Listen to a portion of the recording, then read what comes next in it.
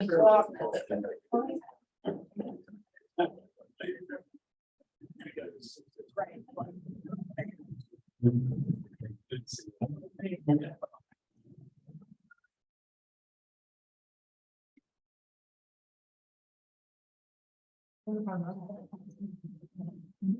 good morning.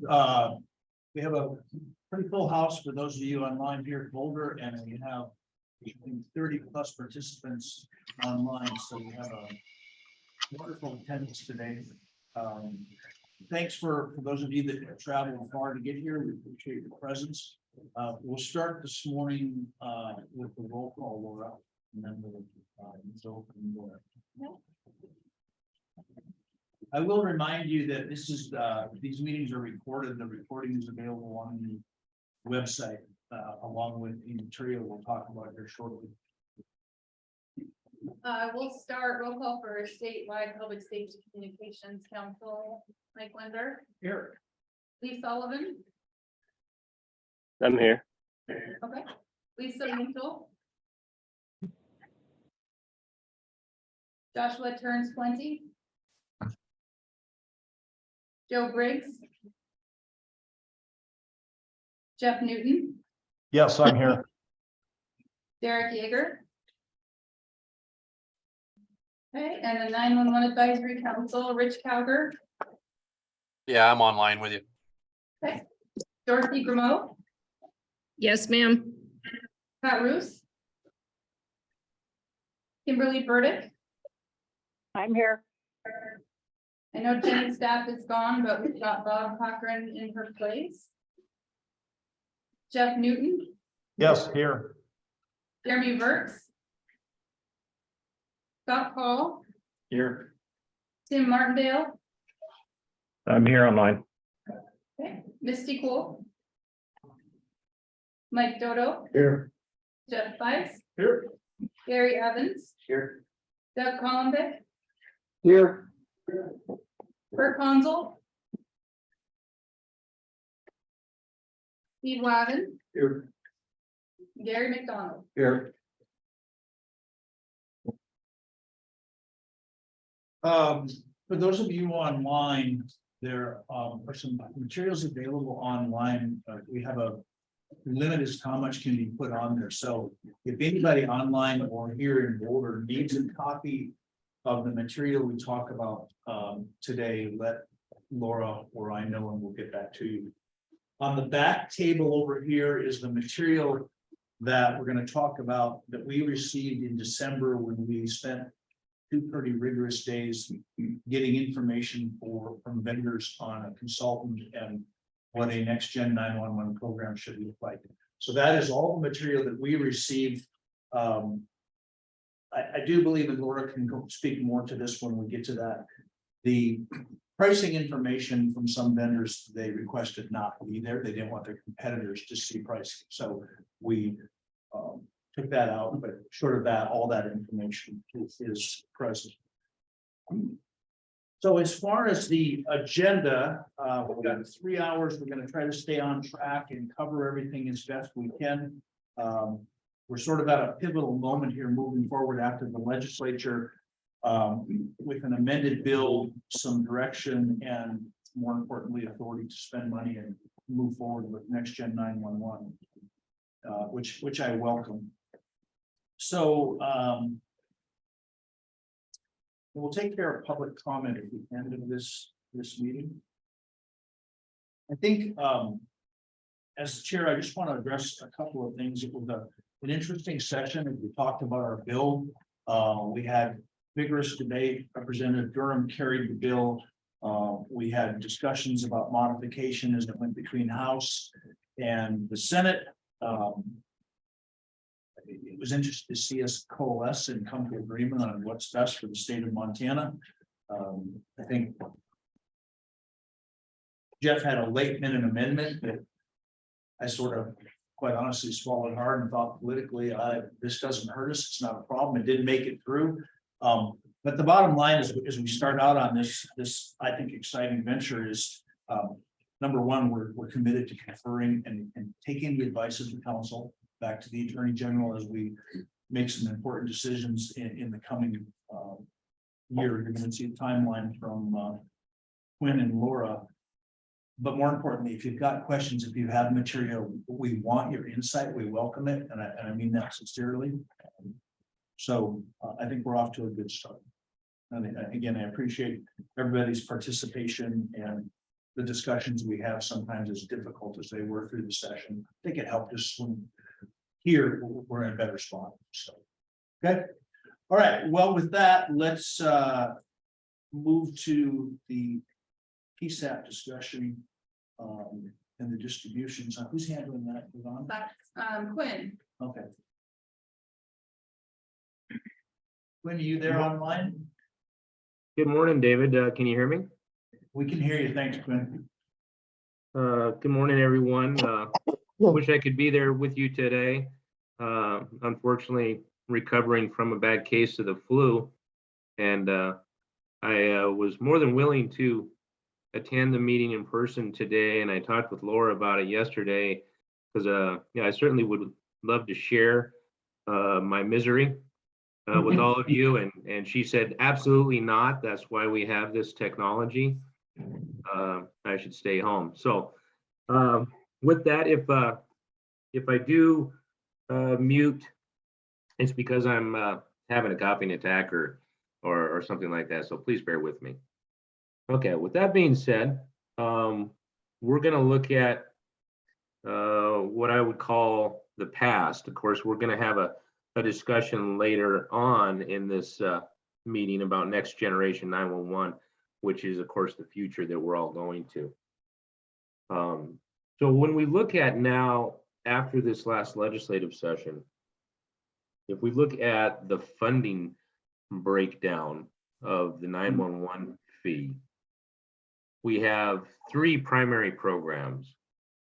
We have the 75% of the funds are still going to local governments and tribal governments for the PSAPs.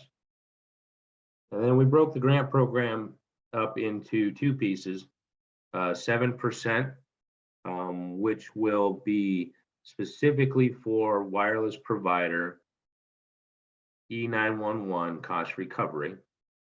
And then 18% of annual revenues will go to the statewide next generation 911 system, as well as the balance in the previous grant account will transfer to next gen 911.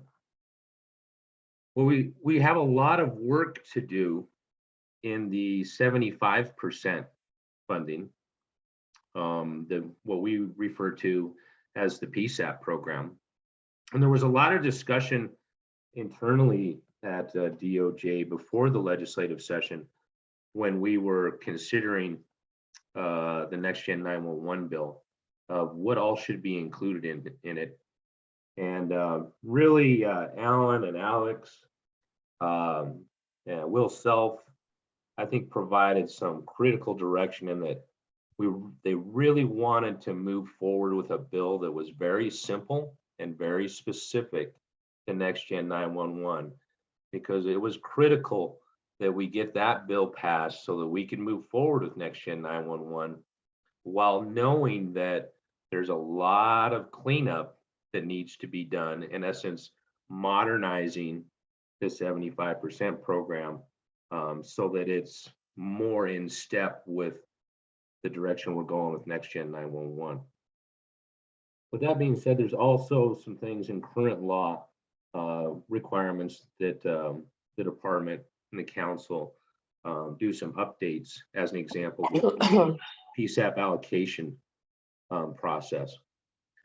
So where I'm going to go now, if you want to follow along, I'm referring to the PSAP document that I believe Laura has provided as well. It starts with, at the top of the page, PSAP certification, who gets the money. And so we're going to go over that whole process of who gets the money, how much money do they get, and what can they use the money for. So back in 2017, in the 2017 legislative session with with House Bill 61.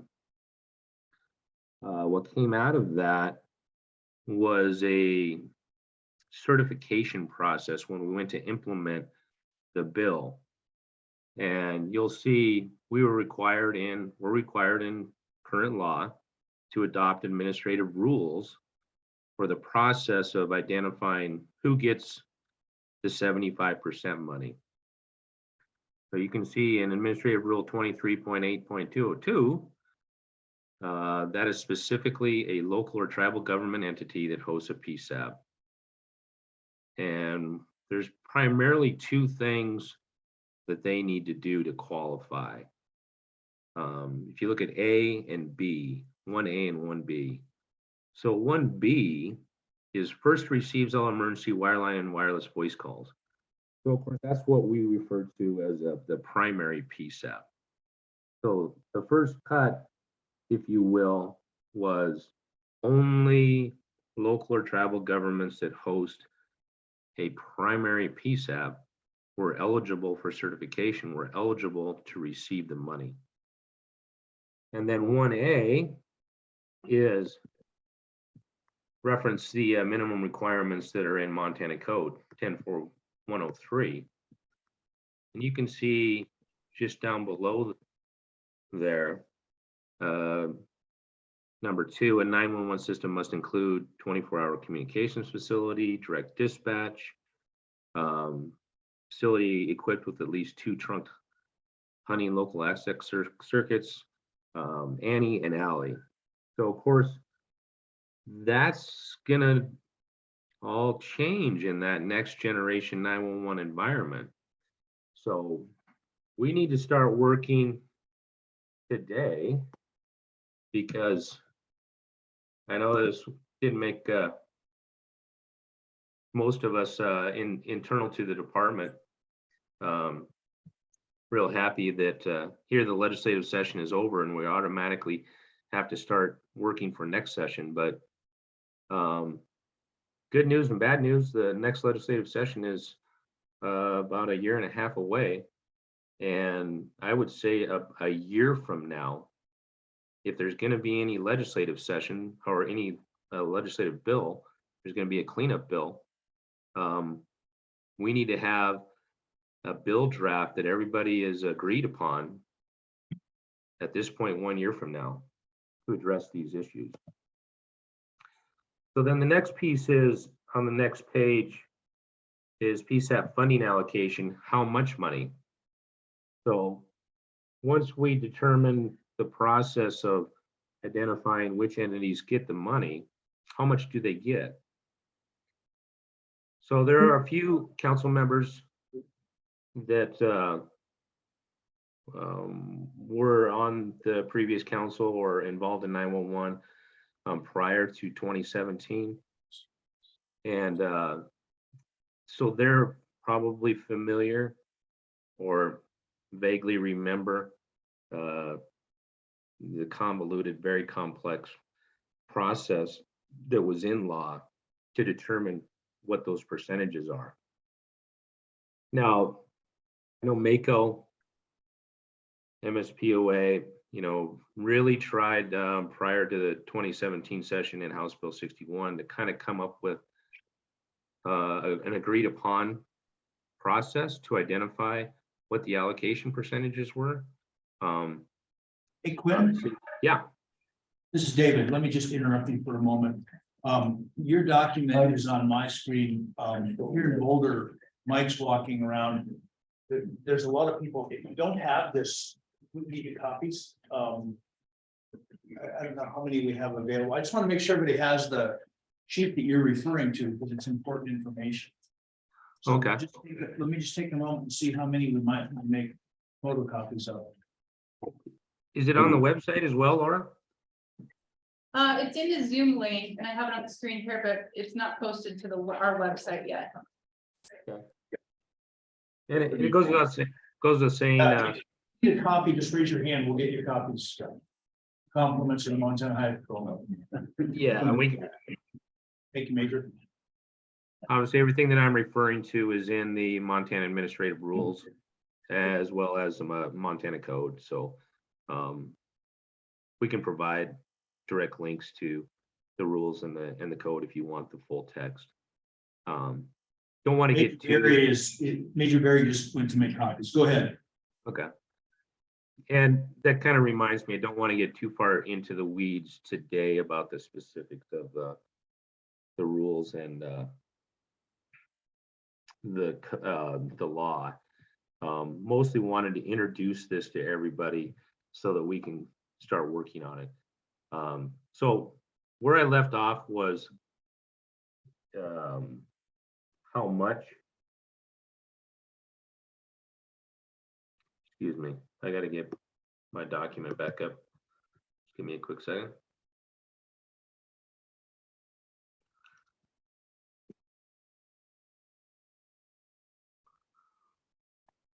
Okay, so what I have up on my screen is the PSAP funding allocation, how much money. So coming out of the 2017 session in House Bill 61, basically what the legislature, what they did is they adopted the percentages that each PSAP received in state fiscal year 2017. Those are the allocation percentages that the department uses every quarter in determining how much your PSAP, your local government, tribal government, receives on a quarterly basis of the total amount of funds that are in that account. So as an example, I don't know if you have it on the screen there, Laura, but if you could toggle over to the allocation percentage document, that's actually, it's also available on the 911 program website. It's been posted out there since 2017 when it was adopted. But what I want to point out there is the minimum percentage, as an example, that is available to most of the PSAPs is 1.07%. There's a long-standing misperception or misunderstanding that the allocation percentage or how much money your PSAP receives is all driven on population per capita. It is not. And if Commissioner McDonald is there today, I'm sure he remembers the 8416 rule in the allocation process. Yep. Yeah, Gary did a lot of work on with the counties in establishing the 8416. Really what that does is most of the counties, most of the PSAPs serve a relatively small population. So I'm just going to use an example. If you look at Granite County in the 2020 census had a population of 3,309 people. That is 0.305% of the total population of the state. So when you look at approximately $10 million a year is allocated, that's 75% of the total. If you use the 1.07% that was developed under the 8416, Granite County receives about $107,000 a year. If you just go completely off of population and you're at 0.305, then their allocation would drop to $30,500. They would lose $76,500. And so most of those PSAPs that are listed that receive the minimum, the 1.07%, they probably wouldn't be able to operate their PSAP if their allocation was just strictly based on population. This is Granite County, and that is correct. Thank you. And I believe Dorothy Grameau is also present today. And I think Dorothy could speak to, even your regional PSAPs that, cover some of our, our really low population counties like Petroleum County. That's right. You would have the same effect. The amount of Yep. funds that you receive would go down dramatically. Yes. Okay, So we've got a lot of work to do here. If you'll scroll down a little bit, Laura, you'll see I'm going to make reference to what I provided as far as what's in Montana code.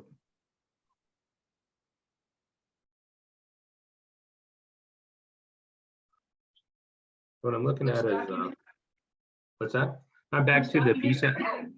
I'm back to the PSAP document on the Okay. second page, PSAP funding allocation.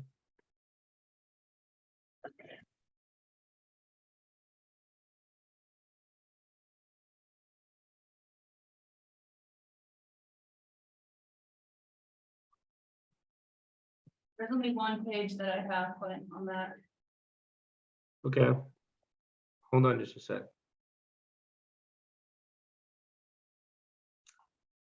For some reason, it's not coming up on my full screen, but anyway, if you look at, grab my phone real quick.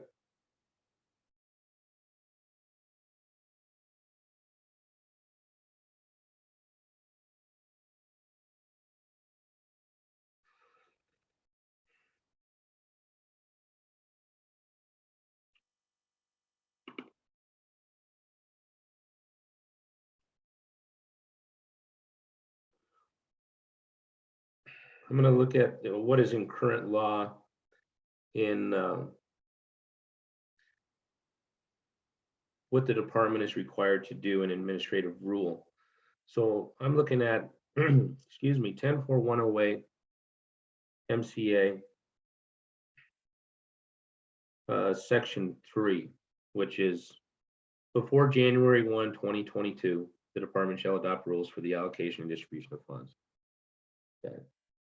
So that was in essence where we were coming out of the 2017 legislative session. Is the legislature was like, okay, we'll just use the 2017 percentages moving forward, but when the new census numbers come out, we want you to develop a new allocation methodology.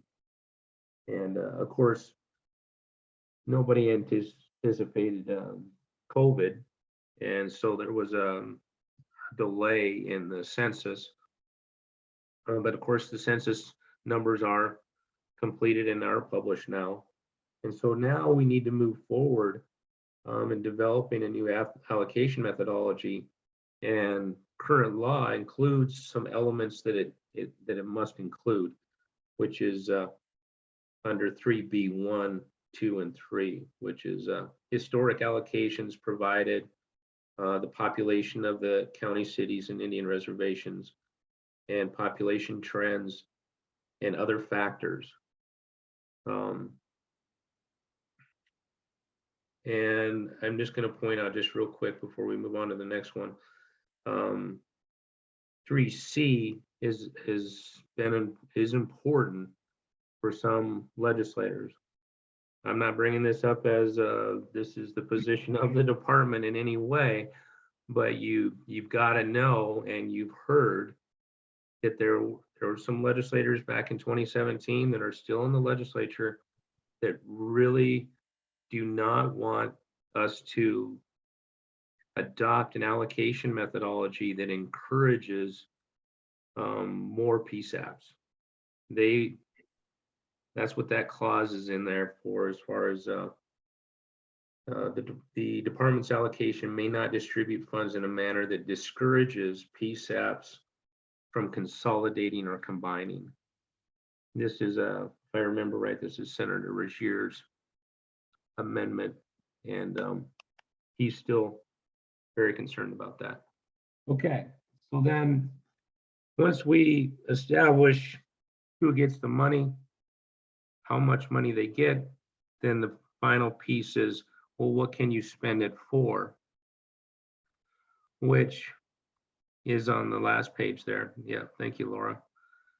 And really, back in 2017, we had already established for, excuse me, a couple of decades, what the PSAPs could use their funds for.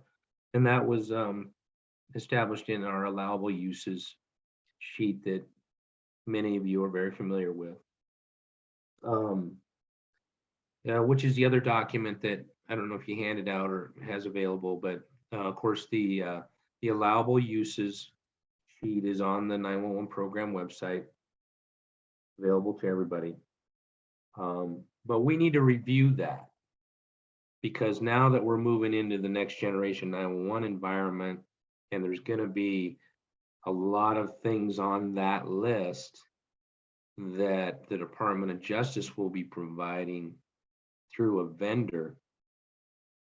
PSAPs won't need to make those purchases moving forward. Okay, so with all of that, with an overview of everything, where we would like to start is obviously this is the PSAPs program. You need to drive this. I don't have any interest of trying to develop something and send it out to you. I mean, we really want to start at the ground level with this. So what I'm requesting from the council is the 3 PSAP members on the 911 Advisory Council take the lead that they're tasked with by the council to start developing recommendations back to the council for the PSAP program for all 3 of these elements. Who gets the money? How much do they get? What can they spend it on? And behind the scenes is full engagement with all of the PSAPs around the state, getting their input. So when we have a recommendation coming back to the council in future council meetings, we know, the council knows, the department knows that this has been vetted out and discussed.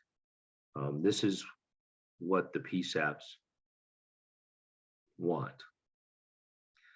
And then we can take it from there as far as engaging with the other associations on the council, MACO, League of Cities and Towns, MSPOA, as far as getting verification and input on that. So that's my current request with the PSAP program. David, did anybody have any questions regarding the Anybody PSAP have any program? questions? Who knows that Mike is sort of suggesting take the lead on back into certainly important. It's got to be done in that session. I look at it as, unfortunately, it's right around the corner. Quinn, I'll be honest. Won't have it. Still stupid for that. Oh, absolutely. We should try and have some draft recommendations. Of course, having a quarterly meeting schedule with the council. This should be a standing agenda item.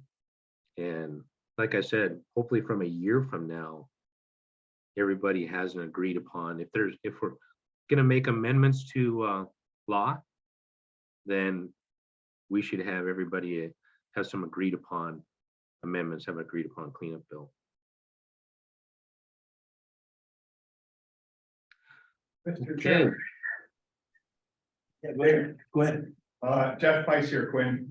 So might I suggest, since these sessions do come faster than everybody wants, maybe next meeting of this council, Quinn, you outline some of those statutory issues that you think we should be looking at.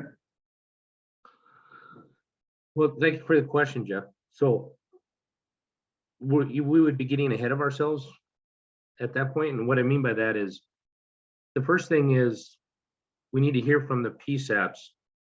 How do they want the program to look? What do they want the program to be moving forward? And once that is formed, then we can look at, well, what do we need to do to be able to implement that? Do we need changes in rule? Do we need changes in law? And once we identify any needed changes in law, then yes, we would be coming back to, they would be coming back. The department would, have resources to help draft any necessary bills and discuss that. I wasn't thinking about specific language. I was just thinking, I was having trouble following you on what specifically you're thinking is the problem that needs to be addressed. So it's sort of just some conceptual issues, where in the law is there a problem? Is it in the allocation formula, or, is it in 10.4.108 or 103 or where? So, I don't want to get ahead of ourselves, but I do want to at least start thinking about what parts of the law need further attention. Okay, so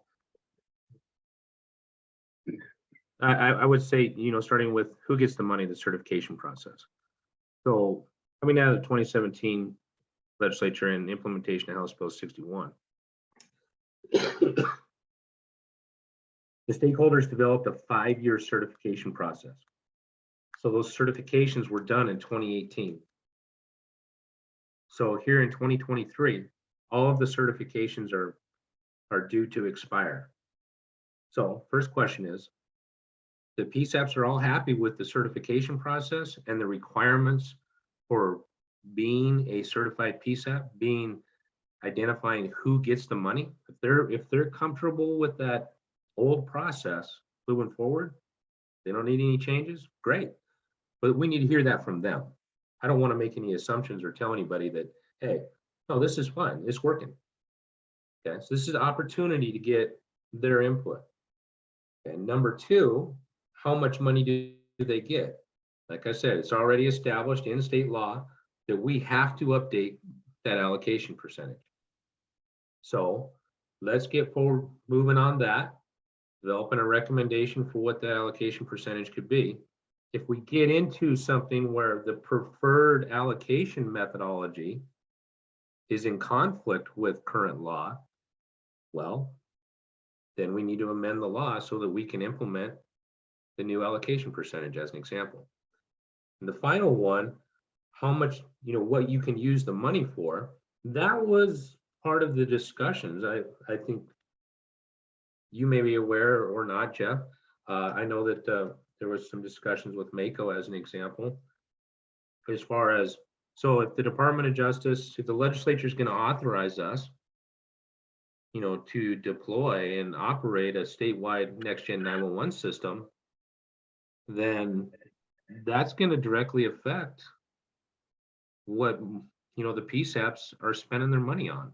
So that allocation, the allowable uses that are listed there, there may be some of those that need to be removed. Quinn, this you is wanna put it in? Valerie from Granite County. Did I hear you correct when you said that it's still in the law that in 2017 that the allocation is based off a percentage or population? It's based off the percentage that you received in 2017, state fiscal year 2017. That's why you Okay. received the 1.07%. That is Gotcha. what you received in 2017 fiscal year. Okay, I just didn't know if there was anything in the law that needed to be adjusted to reflect smaller counties, I guess is what I was getting at. Yeah, so when you look at, once again, we have to adopt a new allocation method. You want to obviously look at how much you're receiving today, and that needs to be considered as far as developing any new allocation. Okay, I understand. Okay. So you can see the moral of the story is we don't specifically know if there needs to be any changes to law. It all just depends on, how the PSAPs want to move forward, how, what you want this program to look like moving forward. And once we establish that, then we can look at, well, how does that affect the rules? How does that affect the law? Do we need any changes? When we've got a question from Tim Martindale. Okay. Can you hear me fine? I can hear you, Tim. Okay, thanks. I'm sitting in a hotel room in Virginia, so. So if I'm hearing you correctly, Quinn, you're recommending Dorothy, Kimberly, and myself to come back with recommendations? Am I missing anybody, or is that? Yes. Okay. We want this, really want this to be driven, like I said, obviously, this is PSAP's program. This is your program. We want you to come back with recommendations to the council. Okay. I'm fine with it. I can't speak for Dorothy or Kimberly, but I appreciate you putting it on us, and I'm more than willing to work with the other two to do that. Okay. And this is Kimberly, and I'm very much interested in this, as I have been over the past few years. We had a big thumbs up from Dorothy. Okay. And, and of course, keep in mind, unfortunately, Rhonda couldn't be with us today. She's out of the office, but, Rhonda, it will be readily available for you guys. I'll be able to participate as needed. And, when we get into this further, as far as utilizing the resources of the department, as an example, legal counsel, something like that, we'll be able to bring in, basically, I just want the three of you to know that we're here to support you in your deliberations, not dictate to you. So we will have resources available to you.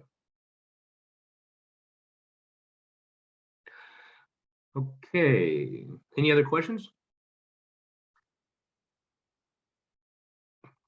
David, if you wouldn't mind, if I could leapfrog to the wireless provider cost recovery program on the agenda. I'm just a little bit concerned that I might lose my voice here. So I'd like to keep going with Yeah, go ahead. Okay, so the next agenda item, and I believe all of us are aware, but the previous 911 grant program, the funding for that has now split. Previously, it was 25% of the total funds. Now it's 7% to wireless provider cost recovery and 18% to Next Gen 911. Now, this is another area, and once again, going to the program stakeholders specifically. So I'm talking about you, Jeff. We really want to engage with you and with the wireless providers, in kind of, what do you want to say? Ensuring that program is working for you. Internally before the legislative session and the bill, as you well know, the Next Gen 911 bill, we could have done a lot of cleanup, if you will, a lot of significant changes to state law that governs the 911 grant program, 104306, I believe. We didn't want to complicate it once again. And I know that you had one amendment, but also had some other significant concerns. And so we want to address those now in preparation for the next legislative session. But I want to make it clear to everybody that our intent, and this is what we testified to the legislature, communicated with everyone, is that we continue to support wireless provider enhanced 911 cost recovery. So the old grant program and the old grant processes are no longer relevant. So moving forward, in this interim time period, the next couple of years, if there are any wireless providers that, are interested in receiving cost recovery, they should reach out to me and contact me directly. And we can work on, developing an application and the whole internal process of approving applications and ensuring that they're getting the cost recovery that they need. And so moving forward with that, offering to you, Jeff, and your stakeholders, if you want to start, scheduling regular meetings to discuss some of the changes that you want. And I would also include this as kind of a standing agenda item that we report out on our progress to the advisory council at every meeting, and with the intent that we have a cleanup bill if needed, rough drafted 1 year from today. Do you have some questions or input on that, Jeff? No, Quinn, thanks. I appreciate that, and your thoughts and your words. So, thank you. I think that's very, very constructive. The only thing, and I might be getting a little bit ahead of myself, the only issue I have is one that was represented in the amendment that didn't pass. And it was that when we get to talking about the fund transfer to Gen 911, the new 18% account that the Department of Justice will be managing, that we not sweep out any money that's in that account that is designated or allocated or dispersed, whatever the technical budgetary term is, committed to other purposes. So, we don't want to sweep out funds that are previously committed. So that's the only issue there. And Quinn, I really do appreciate your thoughts and offer to work together, and looking forward to doing that. Okay, thank you. And, just off of what you are referencing there. So in the next Gen 911 bill, there, of course, is the transfer on July 1, 2023 of the remaining balance, the balance that's in the grant account. And Jeff has some concerns, and the providers have some concerns, and rightly so, that we have outstanding agreements with them to pay, their cost recovery on previous agreements. And so the first thing that we did in looking at it is, so what is the extent of the issue? How many contracts do we have outstanding? How much, is committed under those contracts? And most of the, what I would call the PSAP grant contracts that are out there, a majority of them haven't even started the work that, they were awarded funds 2 years ago, 3 years ago. Those grants have not moved forward, obviously, in a diligent manner. So we will be looking at closing those grants out. Okay. Number two, kind of in working with our, accounting staff, we wanted to ensure, that in the state budget cycle with, so basically what our projection is the 7% is going to generate about $1 million a year. We don't have any concerns at this time as far as funding outstanding cost recovery requests or future requests. If that becomes an issue, we have some things within state government to mitigate that until we get to the next legislative session. So don't have any huge concerns right now. If, historically we receive the same type of requests and we have what we're paying out on an annual basis. The only thing that would create a complete shock, of course, would be a run on the bank, if you will. But we have some tools in the toolbox, and so the moral of the story is I just want to, ensure that the providers understand that absolutely we're going to do everything that we can to fulfill those agreements, and we really don't have much concern at this time of doing that. But a more permanent solution in the next legislative session in a cleanup bill, we want to have those discussions with you. So look forward to having the discussions with you, Jeff, and with the providers, so that we ensure that we have the program that you need to support. Quinn, who else do you contemplate on that little subgroup reporting back and discussing the provider needs? Well, you can throw that out to Gary and Tim. I don't know, if they want to be part of that group, or if they just want Jeff to take the lead. What are your guys' feelings on that? Want me on there, that list would be pretty small, you know that.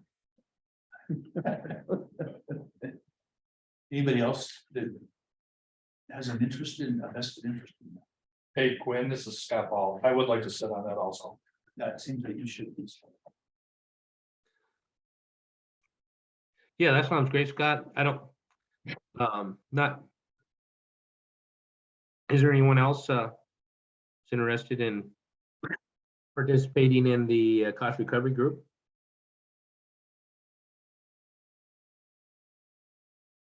See any hands here, Quinn, so let's move on. Okay, Jeff, if I'm gonna kind of put it in your court, as far as reaching out to me and scheduling some time and with you guys. And so when you're ready, let's move forward. So with that, David, Mr. Chairman and Council, that's all I have to report out today. Thank you for bearing with me as I struggled through my my cold meds here. Thanks for not joining us. Anybody have any questions for, you're gonna stay on as long as you can, I assume? Oh, absolutely. I'm just gonna go to mute so that I don't disrupt anybody with a coughing attack here. Okay. So I guess before we move on, let's just. It's like, look at my my notes here. We'll just include that. And your suggestion, it's a good one, Quinn. We'll include that each meeting as an action item from both that PSAP group as well as the wireless provider group, that will just get updates. That'll be on each agenda so that we don't pass that over, because I think Jeff is right. It's going to happen very, very quickly. Okay. Well, Laura, let's move to 911. All right. So House Bill 597, Quinn kind of covered the allocation breakdown that's in the bill. The 75% account is still going to stay the same for quarterly distributions for the PSAPs. 7% of the account is still going to be for private telecommunications providers and local tribal government entities that host PSAPs. And then 18% is going to be given to the department for procurement of the next gen system. That will include consultant services. And then the other change to the bill, Quinn had mentioned, was that transfer on the account. The effective date of the bill is July 1st, 2023. So then we're going to be moving on to procurement. We're kind of looking at different procurement options. There's several out there for consultants. We did work on a scope of work last year that we had issued and taken back for a couple of reasons. And so we're not starting from ground zero. We do have some of that work already done that we'll be taking a look at and refreshing and adding some stuff to that scope of work for the consultant. It's going to involve, helping us write an RFP for the 911 system and also some project management in there. I do have, and we have an estimated timeline, pull this up. They're kind of our best guesses at this point, you know, having not entered the official procurement process yet. And these are what we're shooting for. Let's see. I have an updated one actually that I don't have on here, but it's in the handouts. So I'll get this updated online for you all, but it's just kind of gonna give us an idea of where we're gonna be sitting. I'm just gonna see if I can pull this up real quick. Well, Laura pulls up that document and you're looking at the one, the bottom line, December 31, says execute instead of enter. Is that the? Yeah, that's the current one. Okay. Give me the one I have here. For anybody on the council or anybody else for that matter, if you have insight, these are estimated project timelines. Some of you have subject matter expertise. If they look short, if they look long, again, we don't have a crystal ball that's any clearer than yours. So feel free to help us with the timeline, compress or expand. Our goal is making sure that by the time the next session rolls around, we can all speak intelligently to the legislature on what we've done, where we're at, and what this looks like going forward. So David, can you kind of outline those for me for the folks online, because I can't find the right version on here. You could just kind of review that. okay. So you want to put the old one back up and I'll Yeah. just, okay. Yeah. So we'll put the first version up and then I'll just go through, or do you? Yeah. So we changed these dates a little bit, because we took into account that the effective date of the bill is until July 1st, so we can't start on our procurement until the effective date. But our goal for the first step is gonna be by August 30th, we should have the scope of work for the consultant services developed. We'll enter into the procurement process September 1st with the plan to close that process around November 30th. The goal also is by the end of December of this year, we should be in a contract with the consultant. And estimated to give them about 6 months to do the work they need to do, help us develop the scope of work for the system for procurement for the next gen system. The RFP for the next gen 911 system, the goal is to have that issued by July 1st of next year. And completing that procurement process, we're shooting for December 31st, 2024 to get a contract executed for the system.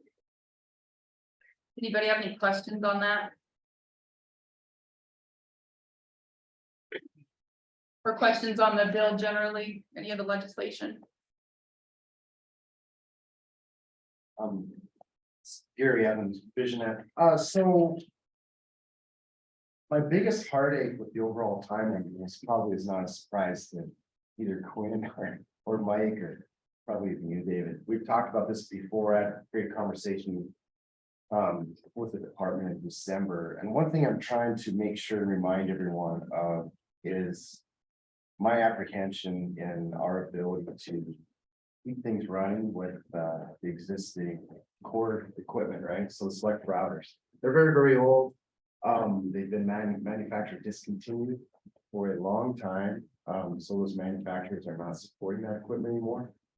We're holding it together with duct tape and baling wire, everybody, right? So very, very nervous about our ability to keep it operating. Well, effectively, we're out with this current timeline in front of me. And it's not necessarily criticism of what you're doing, other than I'm just so concerned about it taking this long. So if we look at it with this time frame, we're really out until deep into 25 until we get most PSAPs cut over to a new network, right? And so that's a big concern, just from a perspective of operating this network as built right now. And that's not necessarily anyone's fault. I'm not throwing stones at lumen necessarily, it's just what we're dealt with right now, right? What we're dealing with. And so if we could. Well, let me put it this way, from a perspective of a engineer, project manager type of mindset, I've done a lot of this over the last 25 years. I would like to think that I think the department could shorten this whole time frame up, I think. And this is just quick, I haven't really studied these steps a lot or thought about it, but just in the first glance, I think we could shave some time off a few of these steps. I think it's very, very doable, and we get to contract probably 4, 5, 6 months earlier if things really push hard. And I know that puts pressure on you folks, and it's not fun.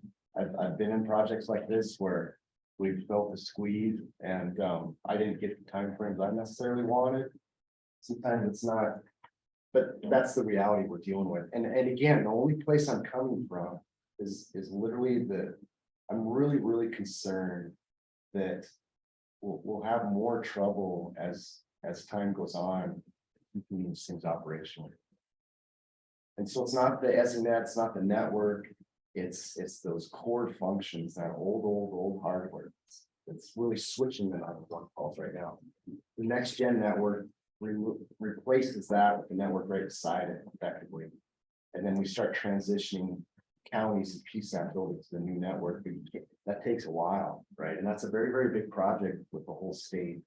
And I was part of the original engineering and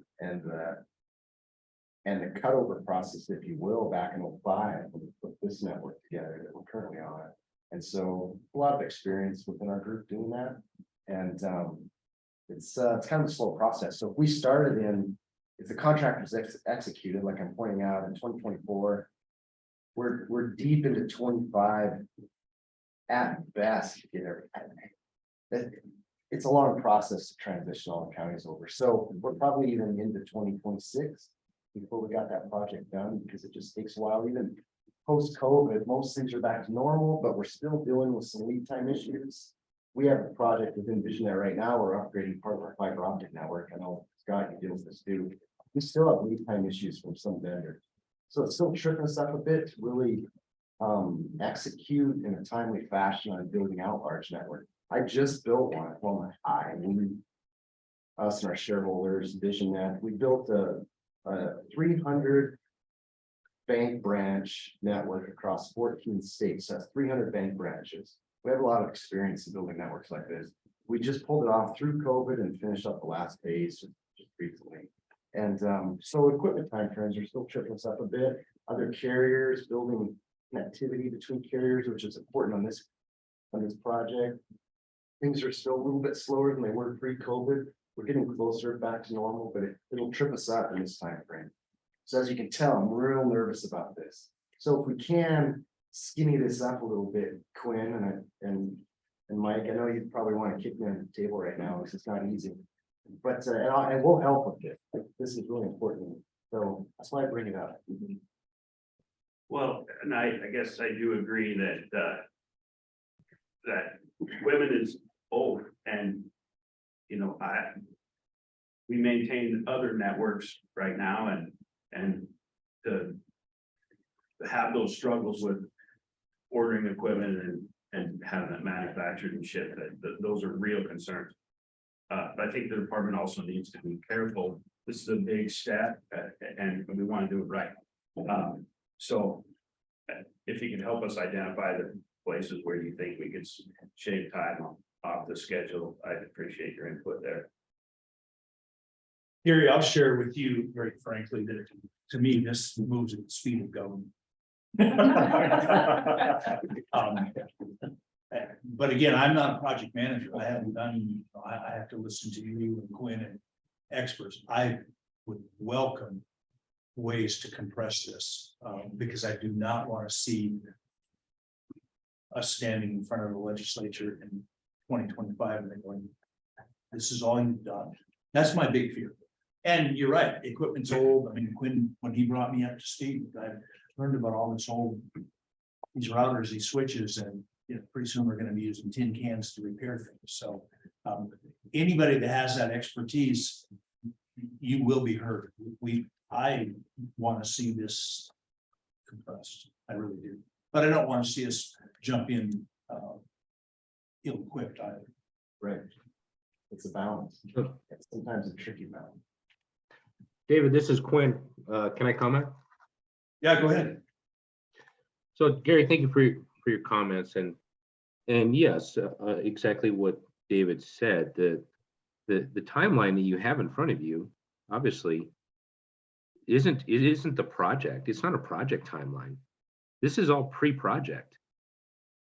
Okay, and and of course, you know, our initial estimate is going to be, it's a gross estimate. I just want to be clear that it's not anything in that timeline doesn't have any consideration specifically with the project as far as availability of contractors, materials, none of that. The reason that it goes out 2 years is exactly what David said. It's the speed of government. Is we have some things, you know, Laura and I have, of course, talked about it many times. But once again, we were just discussing it yesterday.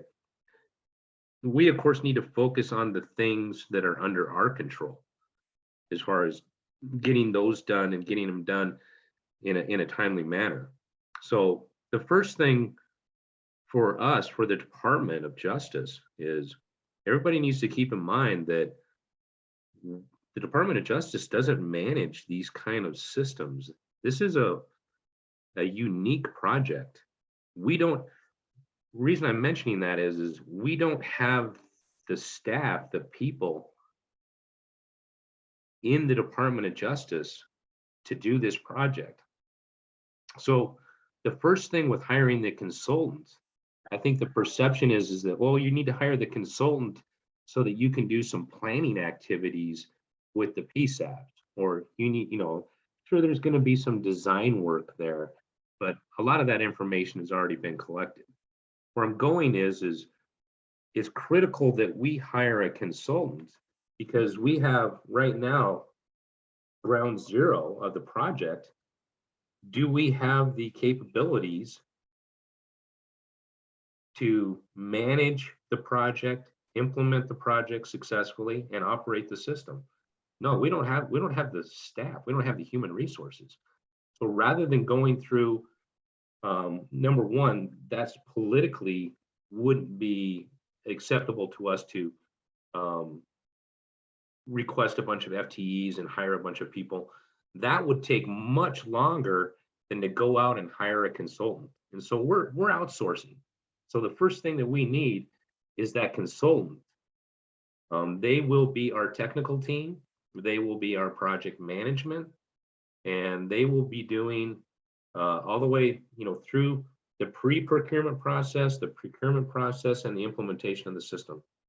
So the things that will slow us down, that we're going to need help from, you know, executive management in the department and with the council and the PSAPs, are, number one, we're busy right now. We've got to develop that scope of work for what that consultant is going to do.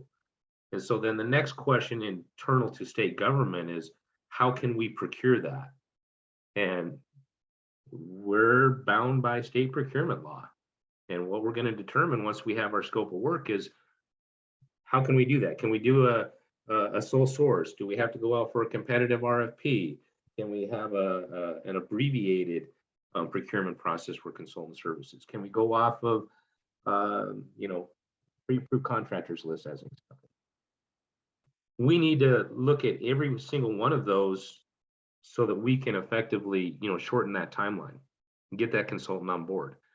But then when the consultant is on board and we're designing the system, I'll tell you right now, I think it would be foolish to require that the consultant go out and physically visit every single PSAP in the state of Montana.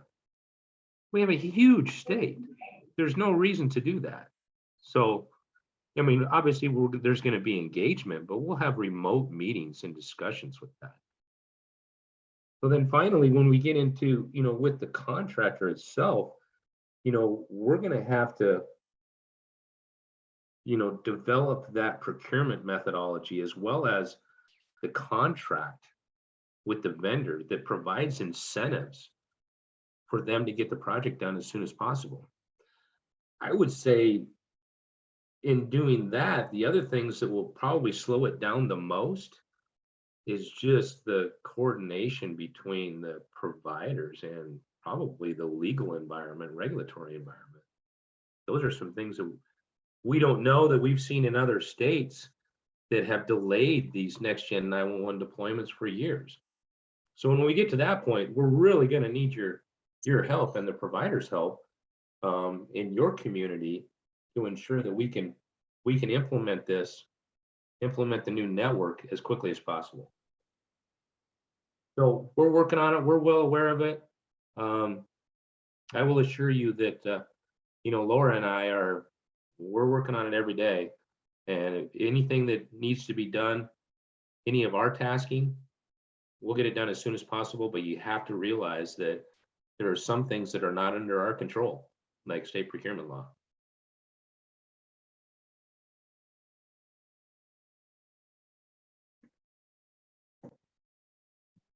Let me just add, and I'll reiterate, because I really do share your concerns, Gary. I think we always need to every day, we don't have, this doesn't take effect until July 1.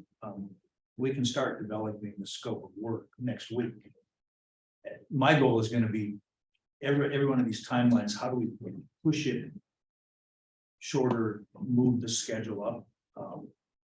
But again, anybody that has either today or ongoing ideas about how to do that, where we're at, please share them with us. I don't see us as having a corner on the market, and as Quinn said, we don't have the internal expertise. We just don't. We've got to get that consultant on board who will then drive this. All right, Laura. That's it for me. As far as I just want to talk briefly, and I'm going to have maybe Laura and Quinn talk about the idea of when we met with the providers and requested information from them in that intense December session. We had discussions about separate consultants. Is that appropriate? And I guess maybe follow up with who we met with, because as Quinn said, we came to the conclusion we need a consultant who will then manage the program, manage the providers, the subcontractors, all the people across the board. And I think that's just a discussion we ought to have as a council of the wisdom of that, rather than just having the provider hire their. So I guess. Yeah, I can start with who we met with. Yeah. We had met with both consultants and vendors over a 2-day period last December, and we had for consultants, we had Federal Engineering, Mission Critical, and Third Signal, and they all gave us presentations. Materials are back there for anyone who wants those also. And vendors, we had Intrado, AT&T, Motorola, Visionet. Who am I missing? Lumen, yes, thank you. And we got a lot of good information. We needed to get all this information that we could before we went into session, because we wanted to have an idea of what percentage we needed to tailor our bill to.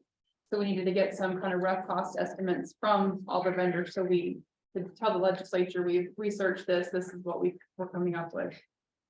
So it was a lot of good information in that meeting. Quinn, do you have anything to add to that? No, that sounds right on. So we came away from that, this idea is number one, it was compressed, it was informal enough that we've got good information. They were there to educate us as DOJ and representatives of the council.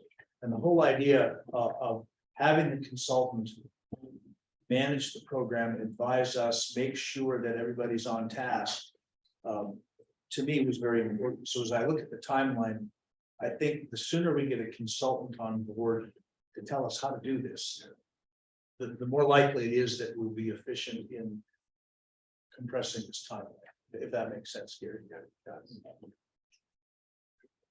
I think I learned one phrase that Rob, I don't know who, but the idea that you have one throat to choke when things aren't going well, that was very attractive to me is we don't know what to do. We're not this is your expertise. That consultant's gonna serve that purpose for us. Well, when this was originally built out in 05, obviously we spent a lot of time, even engineering a few things on the fly. I was just telling Mike about this the other day, with that original consultant.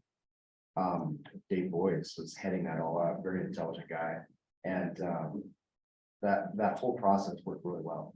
He had his finger on everything that was going on, and we had to make some changes. After really the contract was executed, and then some cost challenges came up. Basically trying to build 2 circuits out there, he's having a state this large, just like going Mike the other day. Sticker shock blew everyone's mind, so SSM trunk charges, ISEP route charges, and going all propeller head here, but it really had a big impact.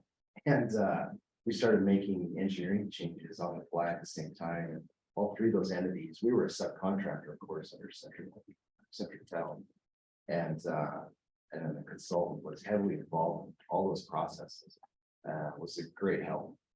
And then obviously coordinated every state. It worked well. I worked really well. Well, again, back to overall timelines. That there were a few setbacks that pushed us back. So specifically some redesign, probably a couple months.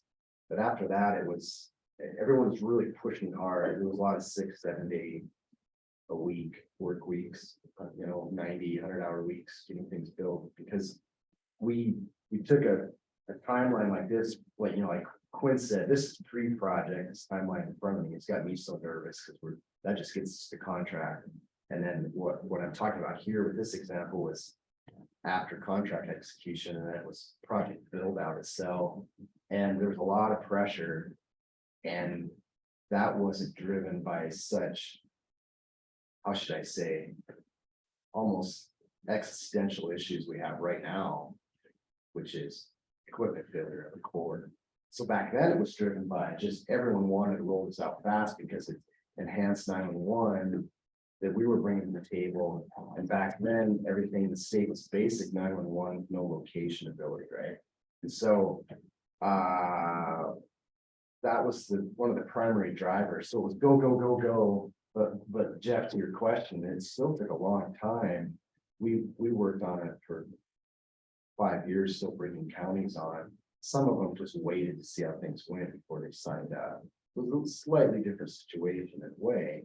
But my main point is on this, kind of like I talked about, we're deep into 25 with this current schedule in front of me. What I am so nervous about, we're deep into 25 before we even got a significant amount of counties on. No, I was wondering what pre-contract timeline was. Oh, back 15 then? years ago. Well, that's a good question. I wasn't brought in until CenturyTel was awarded. So I wasn't familiar, but I do know a few things. We did actually help on a subcontract basis for this about 2 years ahead of time. Back to what Quinn said about it takes so much time to go visit every PSAP in the state. We helped with that in about 03, I believe. And it was just doing inventory. That took a long time. So I'm not positive, Jeff. I was a little bit distant from that 2003, 2004 area. I'm not positive. But Quinn, obviously you bring up a good point. This stuff does take a long time. I'm just scratching out some notes here on this pre-project timeline, if you will, about how I think we could shave a few months off in various steps. Because I've done a lot of this before in the past, but we could take it offline too. And I understand where you guys are coming from. I know it's challenging. I'm just so nervous, as you can tell. I'm a tomcat and a rowboat here with this core equipment. I'm just real nervous. Hey, Tim, are you still online? He had it. Okay. I know they're doing projects and he's done projects. I'm interested in what he may have from his perspective too. I'll reach out to him. Hey, Gary, if you'll share that information with Quinn, all of us, anywhere we can save 30 days is worth the effort. Yeah, I love where you're going with it. You're already looking at, you know, this very first step. You can start that earlier. You can shave probably a month or two off there. Develop the scope of work and process that third to last bullet point. I think the consultant could squeeze that almost in half. That's just my opinion. And because a lot of where I'm coming from this is, we're not breaking new ground here, and this isn't cutting edge technology that nobody's done. Thank God, because I went down that path in 05 with this, because as I think I kind of brag about this, but it's not me or us or necessarily intentionally, it was the state.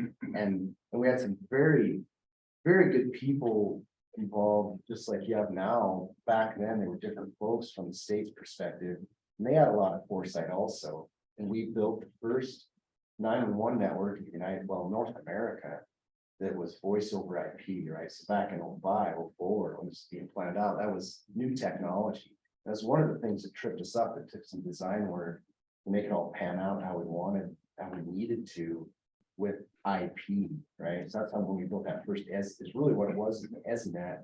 You know, we were country before country was cool, right? So that, and the problem is that really tripped us up, and there was some leading edge technology there. And thank God we don't have that right now. This is very well baked. Folks like Entrado and Motorola have rolled this exact type of core services out in other states. And my point in this is, and why I feel that a contractor can shave some time off that third to last step, which is 6 months to develop a scope of work and a process for procurement and an RFP, because there's so many examples out there of other states that have just done this exact thing. Where, you know, this isn't new territory, not necessarily. There's some challenges Montana has, but this isn't bleeding edge technology. It's all brand new, which is very good for us, because what that directly correlates to is success of deployment.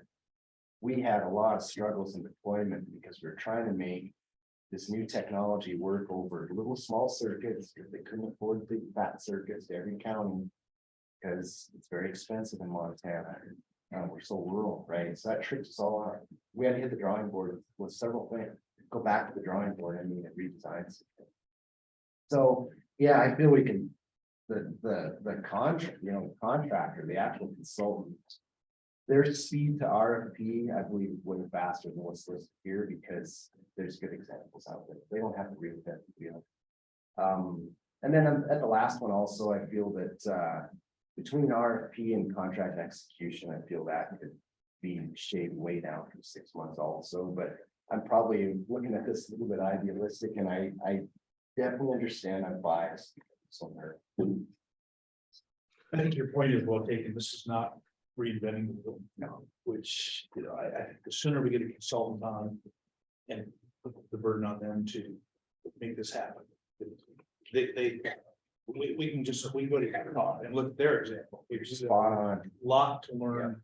Yeah. So, hey, I've been down this path. I wrote an RFP that was 3 inches thick and we printed it. This was a while back. It was for a video head when we were looking at getting into that business, different technology. It was new back then. And hey, I didn't write that from scratch. I stole a bunch of it, and I'm not ashamed of it. And I used to work for an engineering firm too, and I know how this game works. You find other good examples and you just steal snippets, right? And so that's all they're going to do. Wow, I don't want to say this like they don't deserve their money. They're going to shoot me if they hear this. My point is, even the good ones, I've been around a lot of these guys, and I've done it too, that they'll use good examples that are out there, great RFPs, and their speed to market for this RFP in particular, pretty quick. Sorry, Quinn, if you want to kick me under the table. I know I'm Well, oversimplifying something, but No, I greatly appreciate that, and I appreciate you calling us out. So I'll show a couple of my cards. I believe Colonel Lavin and Chan are there. The situation. Your first estimate, your first project timeline. We have, Laura and I have very little information as far as the details. And as we get those details, we're going to continually refine that timeline. A lot of the areas that you already identified that we have some gross numbers. Are those on the high end of what we would expect? Absolutely.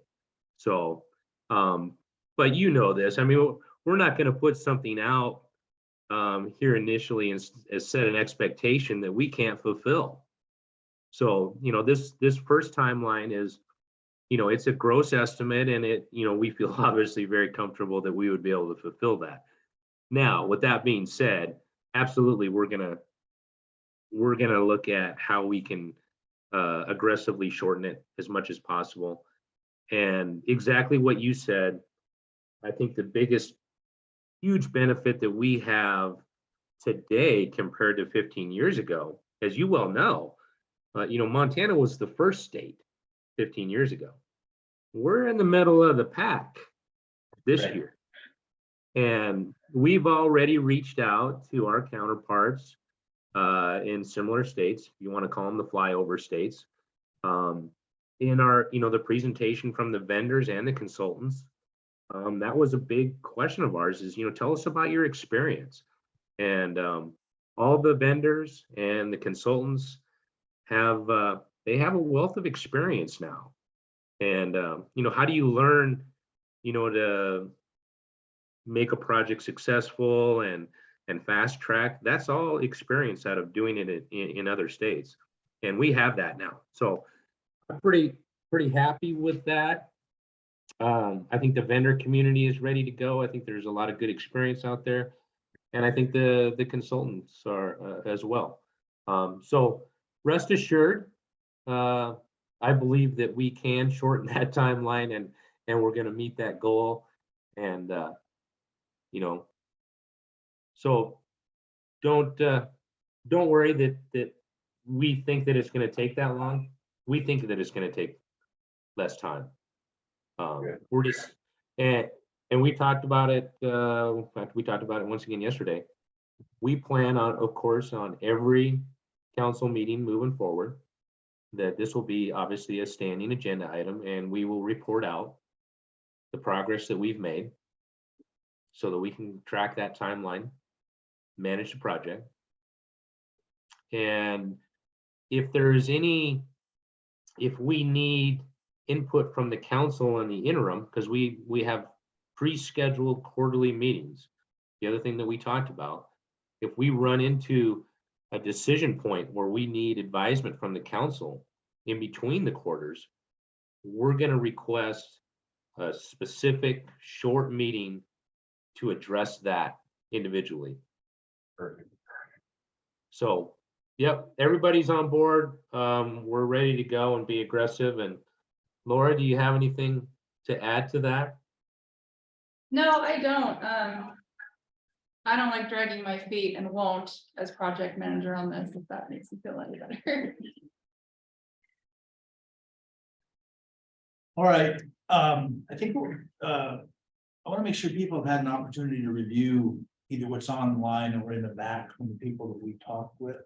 So let's take our 10-minute break now. We're ahead of schedule because we covered the cost recovery material, but we're going to just take 10 minutes, get back to it, and finish the rest of the agenda. But when we come back, I want to make sure everybody has an opportunity to talk about what we learned in December, questions that you have for DOJ, those of us that were there that heard from the consultants, the providers, so that you have essentially the same information. We'll do that when we come back at 10:40, and then we'll move into the radio side of this. Before we break, any questions from people online? I know Laura's good about watching her hands and. Okay, well, we'll start again promptly at 10:40. We'll start recording. All right, for those of you online, when you look at the information, whether you have, if you do it in the future, if you have questions, make sure you reach out to us. And again, I don't want to belabor the point any longer, and we'll stay on our own timeline today. But the project timeline and that discussion is extremely important. It's not a model committee. So please feel free to provide us with information. And if that timeline gets amended, we're gonna put that up on the website. So everybody will know what we think the timeline is and problems as they come along, or if we make successes and we're able to expedite the process, we'll certainly share that as well. All right, Mike Quinn is distributing information here in Boulder. For those of you online, we're going to move to the radio side of the discussion this morning. Yeah, so, the legislative session's now over and, for 2023, and yes, I was really happy at the start of 2023, first day of the legislature, representatives and senators got sworn in, and day two of the legislature, the governor's budget director presented to the Joint Finance and Claims and House Appropriations Committee a bill, House Bill 251. They called it Debt 323. The big part of that bill was to take care of the state's debt, of which radio has debt. The radio account has debt. Back in 2019, when the legislature appropriated funding for statewide radio communications and the microwave that's associated with that, we had an old, out-of-date system that many components all across the state needed to be replaced. We entered into contracts to do that and incurred a bunch of debt in 2019. House Bill 251, introduced on day two of the legislature, addressed part of that with initially with 35 million going from the state general account into the statewide radio account. That would have provided 6 years of operational money at 3.75 million a year, and the initial bill in 2019 that gave us funding appropriated 3.75 million per year out of the general fund account to come over to radio. House Bill 251 proposed to move 35 million into radio account. The radio account provided for 6 years of operation plus 12.5 million in expansion. So it was nice to see for statewide radio, that bill being introduced and talked about on day two of the legislature. Previous legislatures, if anything ever happened in the world of 911 or radio communications, it seemed like it was always the very last day or the very last week of the session that anything ever happened. So I was encouraged to see radio, public safety communications front and center on day two of the session. That bill later got amended to 18.6 million. So that provides 5 years of operations, and it passed, by like 2/3 vote in each house, and it allows continued funding of the program that we've been at DOJ. We've been the stewards of now since 2017, but really only able to do anything since 2019, since the initial funding. So with the passage of Senate Bill 250 or House Bill 251, we're going to be able to continue to provide public safety communications funding into the future for the next 5 years. And even though we got a one-time transfer into the account, we didn't get authority to spend more than the 3.75. So really nothing's changed. We're still gonna have the budget to maintain operations and maintenance and expand maybe a little bit. We didn't get the huge, $12 million expansion money, but that's okay. The initial contracts that we signed, we're still implementing some of that. We hope to be done this summer. It's tough. All our radio sites that we have to maintain on top of mountains all over the state, and access to those, somewhere between when spring thaws the mountaintops and fire season is the window, and we're still having trouble right now getting into some radio sites. And there's all kinds of smoke in the sky right now too. So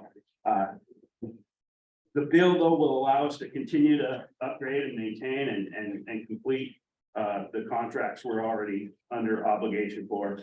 It'll also allow continued growth slightly, and with that little bit of extra money that we operate on, it'll allow us to partner with cities and counties that are using their own funds to add to and bolster and support the statewide system. Meanwhile, we'll continue to do that, partner with cities, counties, and tribes that have extra money. We'll also, this summer, we're hopeful that we can complete the statewide microwave project. That was a microwave network. It's an IP network. And that's what the radio communications, when a trooper in Glendive calls the Highway Patrol Dispatch Center in Helena, that microwave network transmits that communication all over the state. So we're upgrading that whole network to IP-based transport, and also adding MPLS. MPLS is multi-protocol label switching.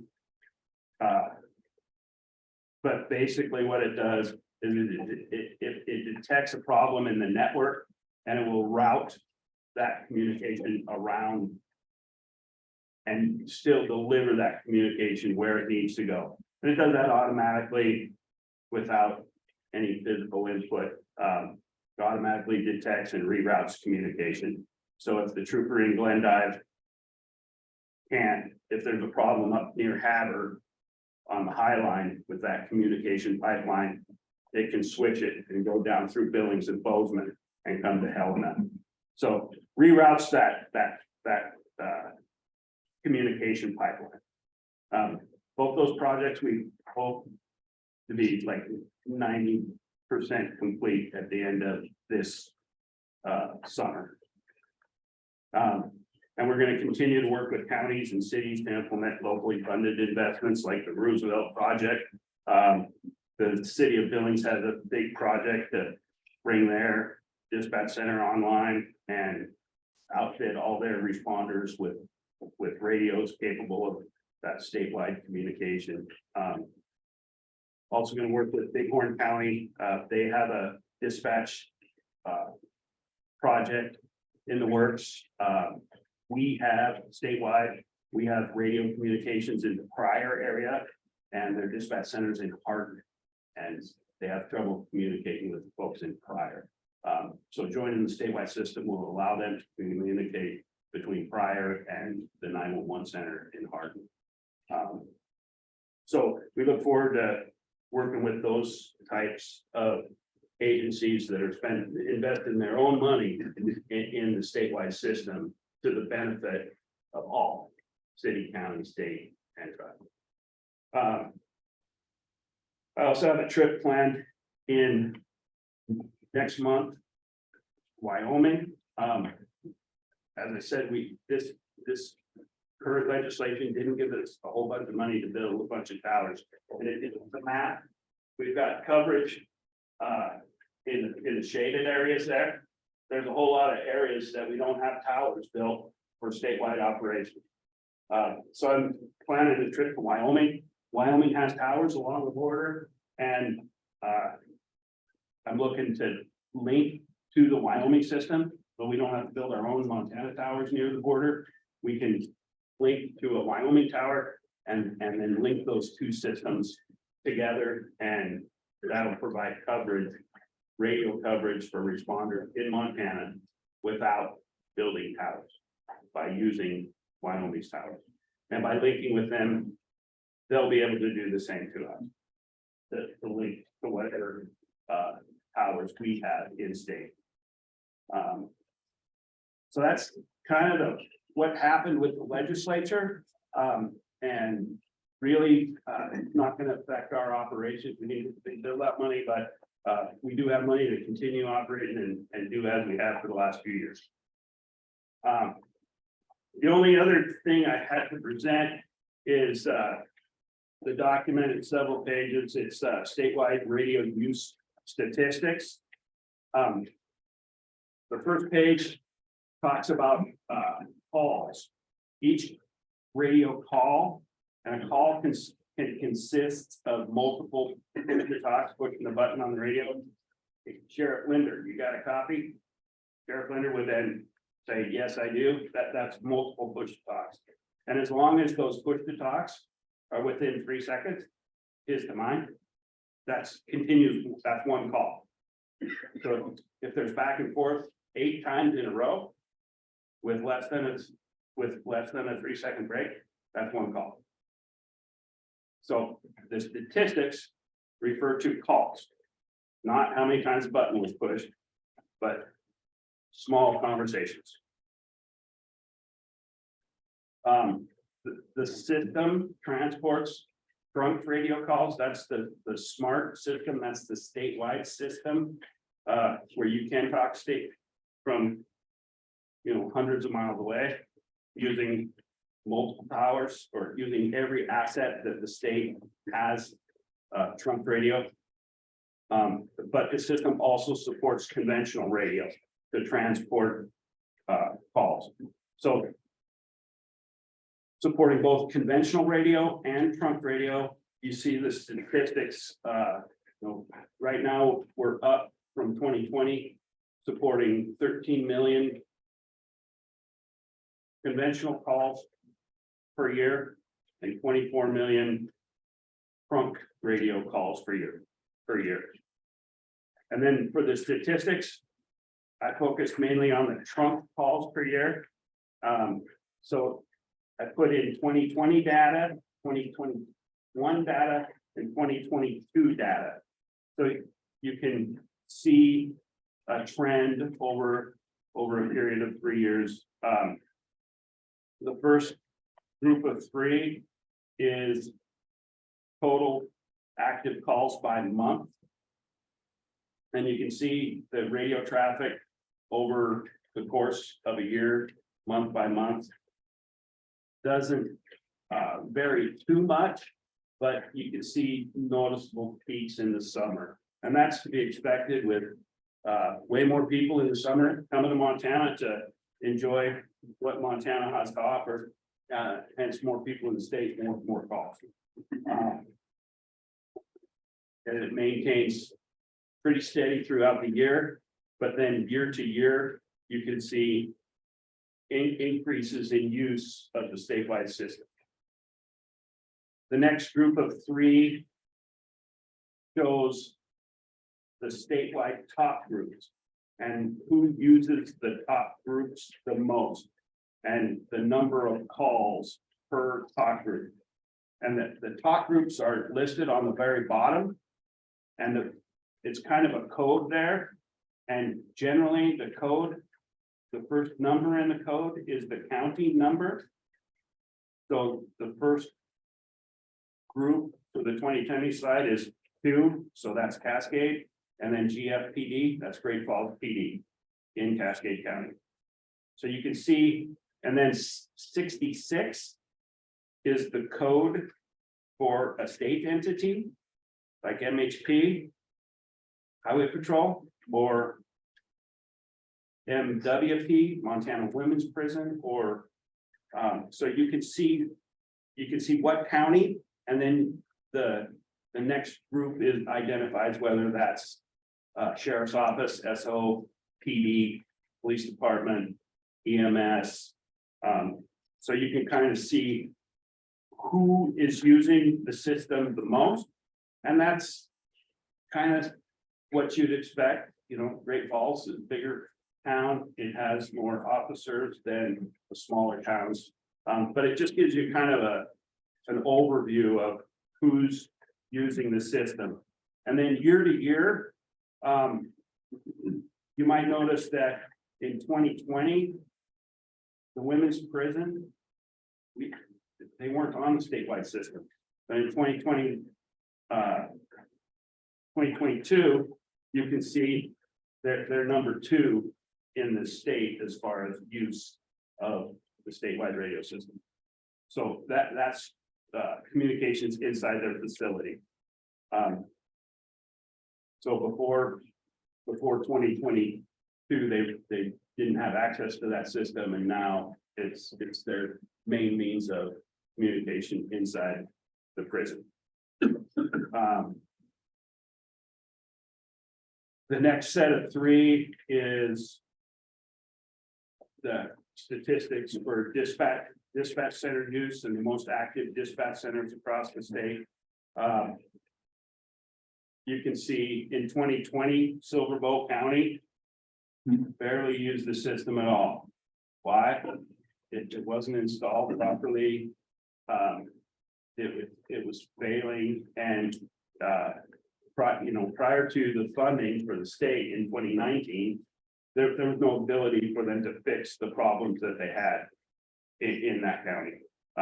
But in 2020, with the funding from the legislature and the state upgrade, combined with Silver Bow's own investment in 2 statewide radio towers and radio equipment, you can see in the following years, the Silver Bow's use of the statewide system increased significantly.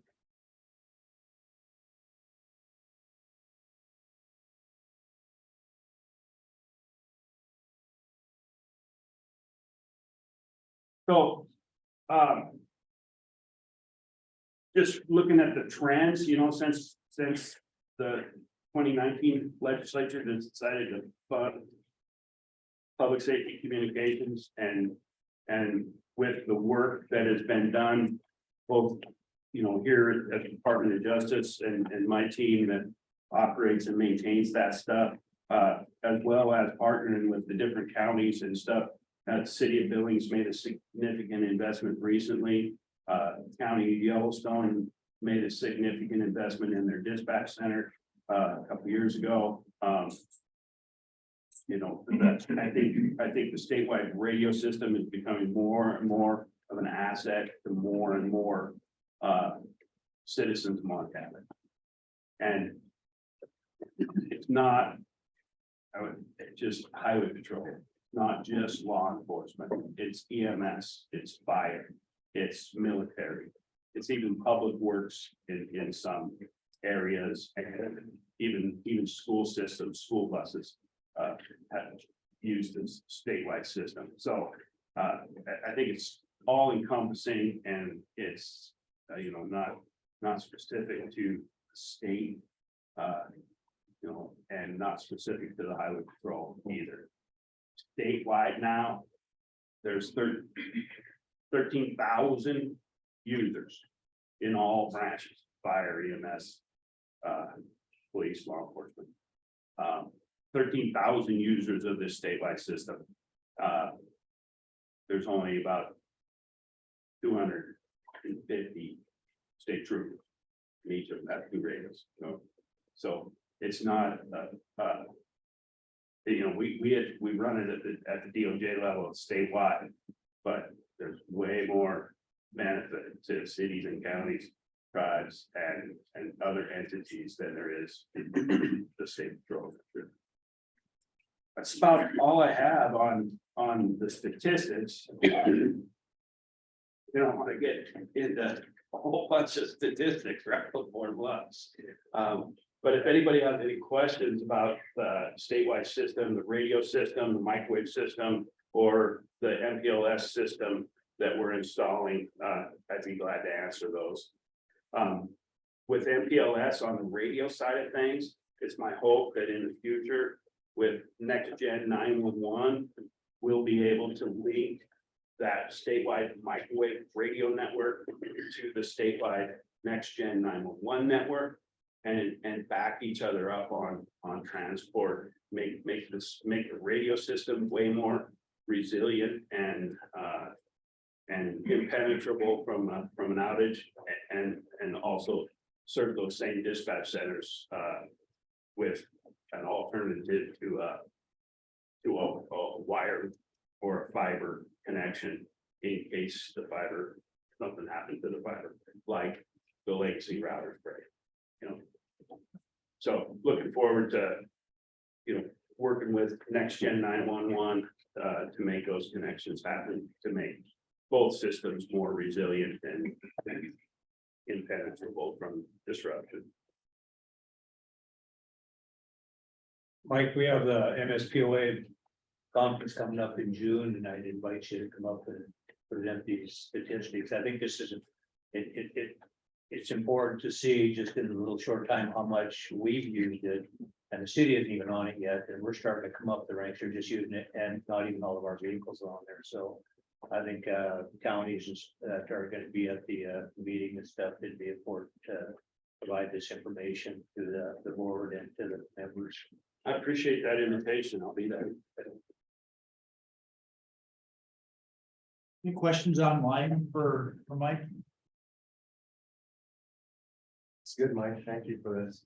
It's interesting to see the stats, and it tells a good story too. 'Cause, to clarify that it's not just for highway patrol is a good thing to point out, because it gets stuck with that a little bit with some people, and they don't realize how much other benefits these communities see from it. And I saw that quite a while ago. We've talked about it quite a bit. I believe it's a good thing for all of these agencies also to be able to communicate together. And so what you guys are doing are a big thing, and also the synergies between the two networks, the Next Gen core and that MPLS network needed to build out all of the counties for Next Gen, and your network running MPLS, same technologies, they hand off well together. We've done that with other MPLS networks, but also I think I'm very intrigued by this whole concept of using that network as the alternative secondary link to the SAT. If we can figure out some technical, possibly a couple technical challenges there, but I think they're workable, and I think that's going to be a good fit, because I've told a few of you, one thing that really tripped us up with cost back when this existing network was built out, everyone, including the state, even called for in our original RFP in 05 for 2 circuits to every single PSAP. So obviously, the goal here, of course, is to eliminate single points of failure as much as you can. Can't always do it, but for the most part. Well, then the price tag sent everyone into sticker shock. And so we can get fiber in, and we have fiber in a lot of these counties. Terrestrial based network, a lot of very good solid fiber based networks get the primary connection to that PSAP. And then if fiber is cut, that's outside of our existing MPLS network range around the state, it's that last mile where we're susceptible, right? But it's tough to afford 2 circuits that are completely diverse into each PSAP. So what Mike and I have been talking about is this option of using statewide radio network to get another link with IP connectivity from an MPLS network that they're building. And we connect the 2 networks together, and now we have a perfect secondary connection in theory. And I'm looking forward to that, because I think it's a very affordable way to make this happen. Finally, we've wanted this for 18 years. 2 circuits into every 2 paths into every PSAP, and that's really what we need to be very, very in terms of uptime. That's what you really need to make happen. In fact, now these government bodies, for instance, national organization, they'll say, really, you can't build Next Gen 911 to a PSAP without doing that. They're just calling it a requirement. You just have to figure out a way to get 2 paths to every PSAP, if not 3. Big cities only 3, all separate providers, just to help eliminate outages. That's our main goal in life.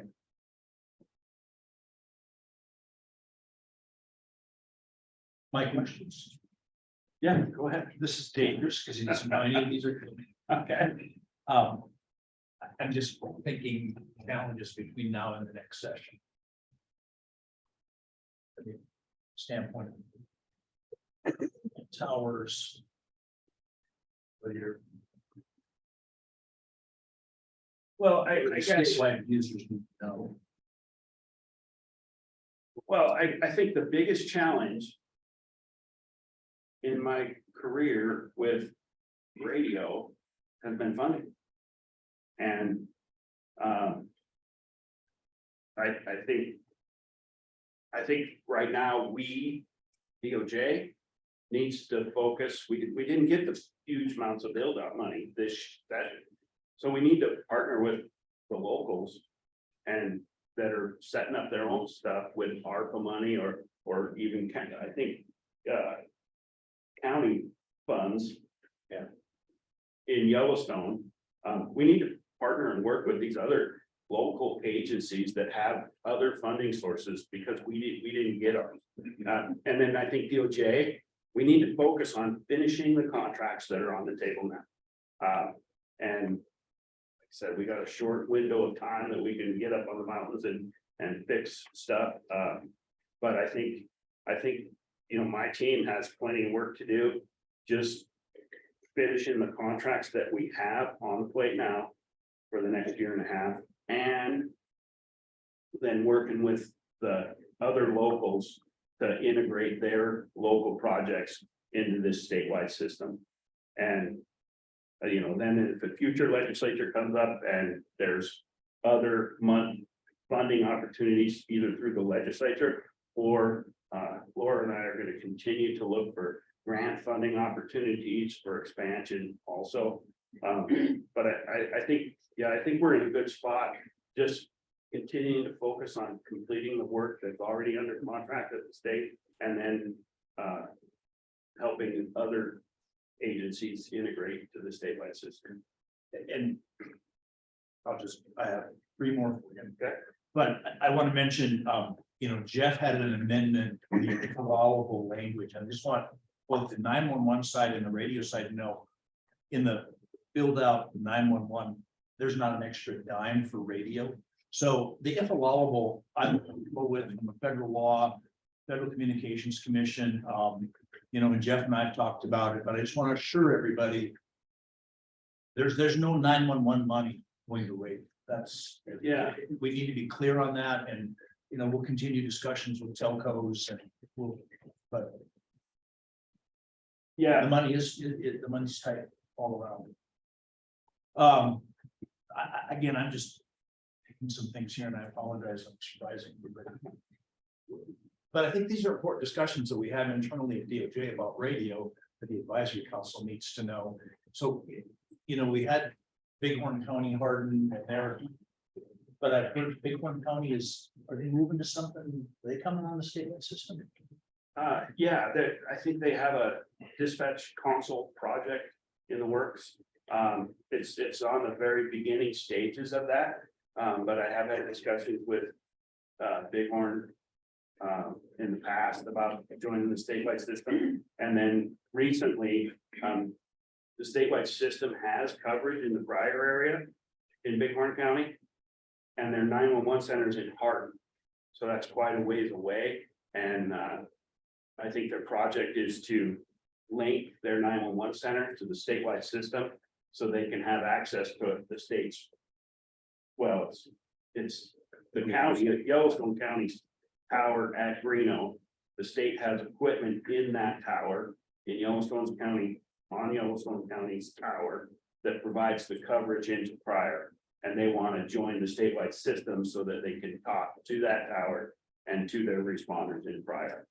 So it really is, you know, Yellowstone County facility and tower with state-owned equipment to benefit a different county somewhere else. So I think it's a pretty good partnership, and I think every entity ends up saving money because every entity doesn't have to build and buy their own equipment. it can be shared resources and we can all partner together and use the same equipment. Well, is Tim back on or is he? So the other thing I feel compelled to make sure everybody in this room and everybody online knows is, because I have no doubt that's been the fodder of discussion is, we're working through issues with Gallatin County, who is leading the statewide system. And depending upon how it works out, it will either cost a substantial amount of money for DOJ. So I think we've had the sheriff and the commissioners, there, at least one commissioner. We had a meeting a month ago and it was very, very productive. We broke through some barriers. But we had hiccups along the way. It's a major project for them. It's a significant hit for the statewide radio system if we can't get an engineering resolution. Combiners. So I just the 10,000-foot view, let's let the council know what we're dealing with there and the potential, if it doesn't work out, what our costs are going to be. And I'm not looking for numbers, just what's it mean for statewide radio? Well, yeah, so I guess if Gallatin does have a proposal to lead the statewide radio system, and have their own independent radio system. But initially their proposal was to go on the backside of their new independent system to link back up to the state and talk through some sort of a converter on the backside. But in the meantime, they're moving now to their own independent system. They're using some of the same frequencies. Their plan is to use some of the same frequencies that are in use for the statewide system. And that's going to be a problem with interference. Frequency And for clarity, those frequencies have been co-used for how long?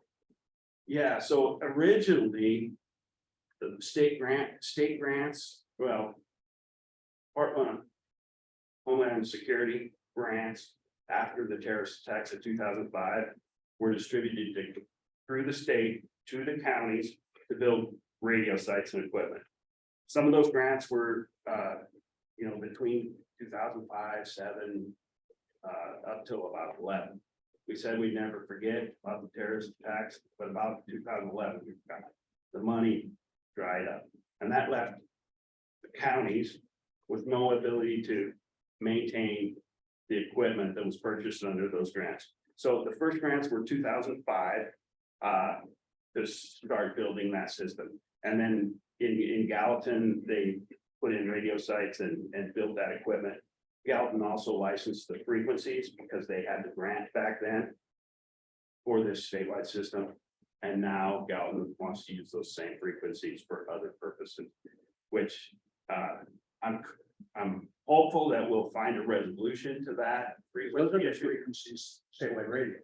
Yeah, statewide radio operates on those frequencies, and then for the users, what we want to avoid in the solution to this frequency issue is we want to avoid users having to reprogram their radios.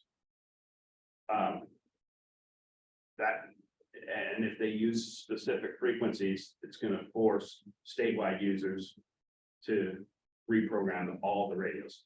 I said before, there's 13,000 radios in the state, all different agencies. And most agencies do not have the ability to reprogram radios remotely. So, we're hoping we can find a resolution to the frequency issue so that every agency in the state that uses the statewide system doesn't have to reprogram radios. Would it be more cost effective or efficient for the state or the users now to pay for a frequency coordination to find frequencies for them that are not same frequency? I guess we could look at that, but they do have a consultant. They have coordinated frequencies. I mean, different ones than what the state system using. Yeah, I'm hopeful that Gallatin will realize the problem and make that decision. Get a lot less radios program. Yes. The other comment, just if you're. Oh, go ahead. Okay, I just had another comment. I really like the idea of partnering up with Wyoming if they're willing to do that. They have towers down there that cover into Montana very well. In fact, even up into my area where it interferes with some of our local ranchers up there, but anyway, the system down there around Medicine Wheel and stuff like that, if they've got places where you can save the money from constructing towers and stuff like that for radio equipment, I think that's an awesome idea. I think that'd be a money saver for us if they'll play along. I'm hopeful that that'll work, and you know, as you can see from the map. The statewide system does not cover I-90 south of Hart very well at all. I-90 is one of the major interstates in the nation, and you know, with all the drug trafficking, human trafficking, the fentanyl crisis, and we have a big black hole of radio coverage for all our statewide operators, you know, and you know, and I say statewide, I mean that, but I also mean feds, you know, the DEA, DIA, ATF, FBI, who has jurisdiction on reservations. Yeah, we don't have any coverage there, so yeah, I think it's important, and if you don't have the money to build towers, I think I'm hopeful we can partner with Wyoming and use their towers and their coverage and provide our state, federal, and local authorities the radio coverage they need to operate safely and combat those challenges, respond to those emergencies in areas that we currently don't have coverage. Go. Thank you. So my name is Jackie, I'm the Montana Highway Patrol Communications Center Manager. And so I'm just wondering, Mr. Feldman, when perhaps a conversation offline is what is the plan for Highway Patrol to be able to speak to Gallatin County, since we work interchangeably, right? Troopers, deputies, troopers, city. Yeah, and so the plan was that they would build their independent system and then we'd link on the backside. And Is that still the plan? so that was Gallatin's plan, and there had the discussion about that link on the backside really hasn't taken place. I would be concerned. Well, and the reason I bring this up is because it is a topic of discussion. It's been an issue for the Department of Justice. It's been a huge issue for Mike and his team. But I want to make sure, and I wish Tim was on. We are moving forward. We're discussing, we have the sheriff's cooperation, we have commissioners cooperating, and then you get to the engineering level, and we've got to have their consultant is looking, we're told, for a solution at the engineering side, what's it take for combiners. So we're really trying very hard, because there's a lot of state users that in that area that use that system. They own the frequencies, the FCC is involved. I just want everybody to know, we are really working hard to find a solution that allows them to do what they're entitled to do, but doesn't leave statewide system users out in the cold. It's really important to us, but we are moving forward, gladly answer questions about it. We're communicating with the sheriff, with Tim. It's been a struggle, but we're making progress, so. I guess I would follow that up with a request from the advisory council, the radio advisory council. This is a one-off right now, all throughout the state. After the terrorist attacks, counties got the grants, counties got the license to operate on those frequencies. And the state doesn't. We've worked very well with all our county partners. And no other county is intending to walk away with the licenses to those frequencies. But it could happen. So my question to the radio advisory council would be, should we maintain the status quo with the counties or the cities holding the licenses to those state-owned transmitters and receivers? Or would the advisory council advise the Department of Justice to work with counties or cities to transfer the licenses from the individual county to the state or to the state. So are you talking about just microwave frequencies, or are you talking about the VHF? The VHF frequencies that the state equipment operates on. So that wouldn't affect the 800 side? Or are the 800 license? I don't think that the license, I'm not aware that the licenses that come through Yellowstone County that we have any. I'm not, if we have them, I haven't seen them. I mean, I don't, and all the license renewal stuff go through me. Right. And I'm not aware of seeing any microwave. Short of one that we had in the jail. So the radio equipment at Reno, Yeah. the statewide equipment at Reno was purchased by the Department of Justice, and we have the license for that. Okay. And, Because that's relatively new. yeah. But you're, okay, so you're talking previous one. Yeah, the previous ones of all the radio sites that were built. You know, before the Department of Justice had any authority over this radio system. Right. I personally would not care if the state held all those licenses. I mean, I don't need our partnership, I think is worked well, and I don't see the need to be able to have that and say, if you don't play with me, I'm gonna run and take it with me type thing. I think if you're gonna make it a robust system and keep it operating, and the state's gonna pay for the maintenance and stuff on it, I think personally, I think the state should own those. And Sheriff, my goal is to, let's get through the Gallatin County.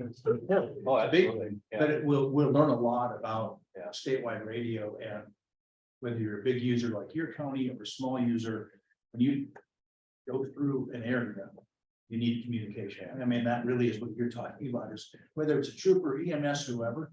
So again, I'm very optimistic.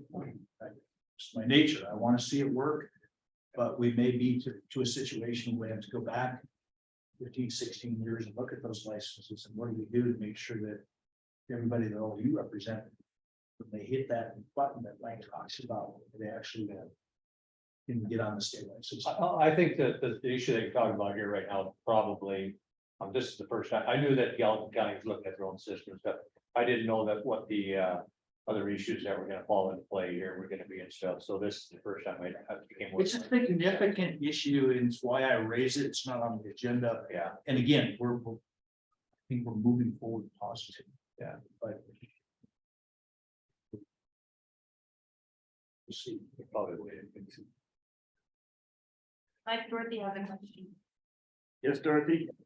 Yes, Mike, thank you for all that information. I do have a question about the towers and buildings. Didn't we have to sign a contract stating that not only would we allow other emergency service people into our buildings, but that we would maintain them on the state network? It's been a long time and my brain is very old, but Well, so my knowledge is, when the state got funding in 2019. I went to every county or city that had statewide equipment. That was out of date and in disrepair. And needed to be replaced. And we signed agreements with every county. That we could replace that old out of date equipment that is county owned with brand new state owned equipment. And that the counties wouldn't charge us, to replace this equipment. They wouldn't charge us a power bill. So all those agreements all across the state, the counties maintained ownership of the facilities, the towers and the buildings. But the counties allowed the state to put in brand new equipment and allowed the state access to those sites so that we could continue to maintain that equipment. Those agreements were made all over the state pertaining to new state-owned equipment in county-owned facilities. but it didn't specifically call out the frequency license with the FCC. Gotcha. Gotcha. Thank you. So before we move on, Tom Muncie, are you still hanging out there online? I am. I don't know if everybody knows who you are, so my question, if you would, why I'm asking you, anything from the statewide radio perspective from your shop that strikes you or you need to know us to know about?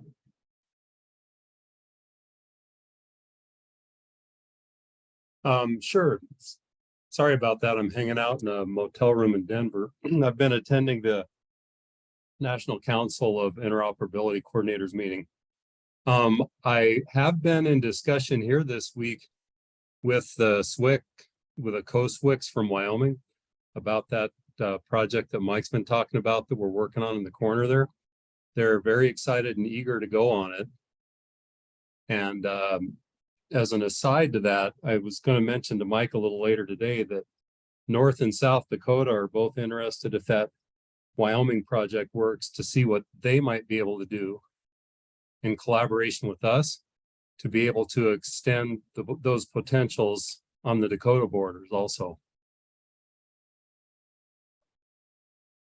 And Tom, just for the benefit of those who might not know, your position with the state is what?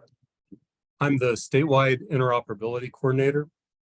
So it's a communications coordination piece that I work with cities, counties, the adjacent states, and FEMA Region 8 to provide interoperable communications. Cool. All right, thanks, Tom. Certainly. Hey, Dave, I got a quick question. Yeah, go ahead, Jeff. For Mike, so, you know, you need more towers, you want more towers, and I was wondering if you could remind me the extent to which you're identifying existing towers that you could locate on. I mean, is that part of your strategy to share existing towers and infrastructure to the extent you can, or have you already exhausted that already? Well, no, I did that, especially in conjunction with the ARPA Communications Commission, and I provided you a list of all my proposed tower locations that I needed communications to, and not one of your providers responded with an actual workable proposal that they intended to plow fiber to the exact spot that the state or the county had a tower. So no, I guess I'm not done with that, but what I find out in general is the state doesn't want it.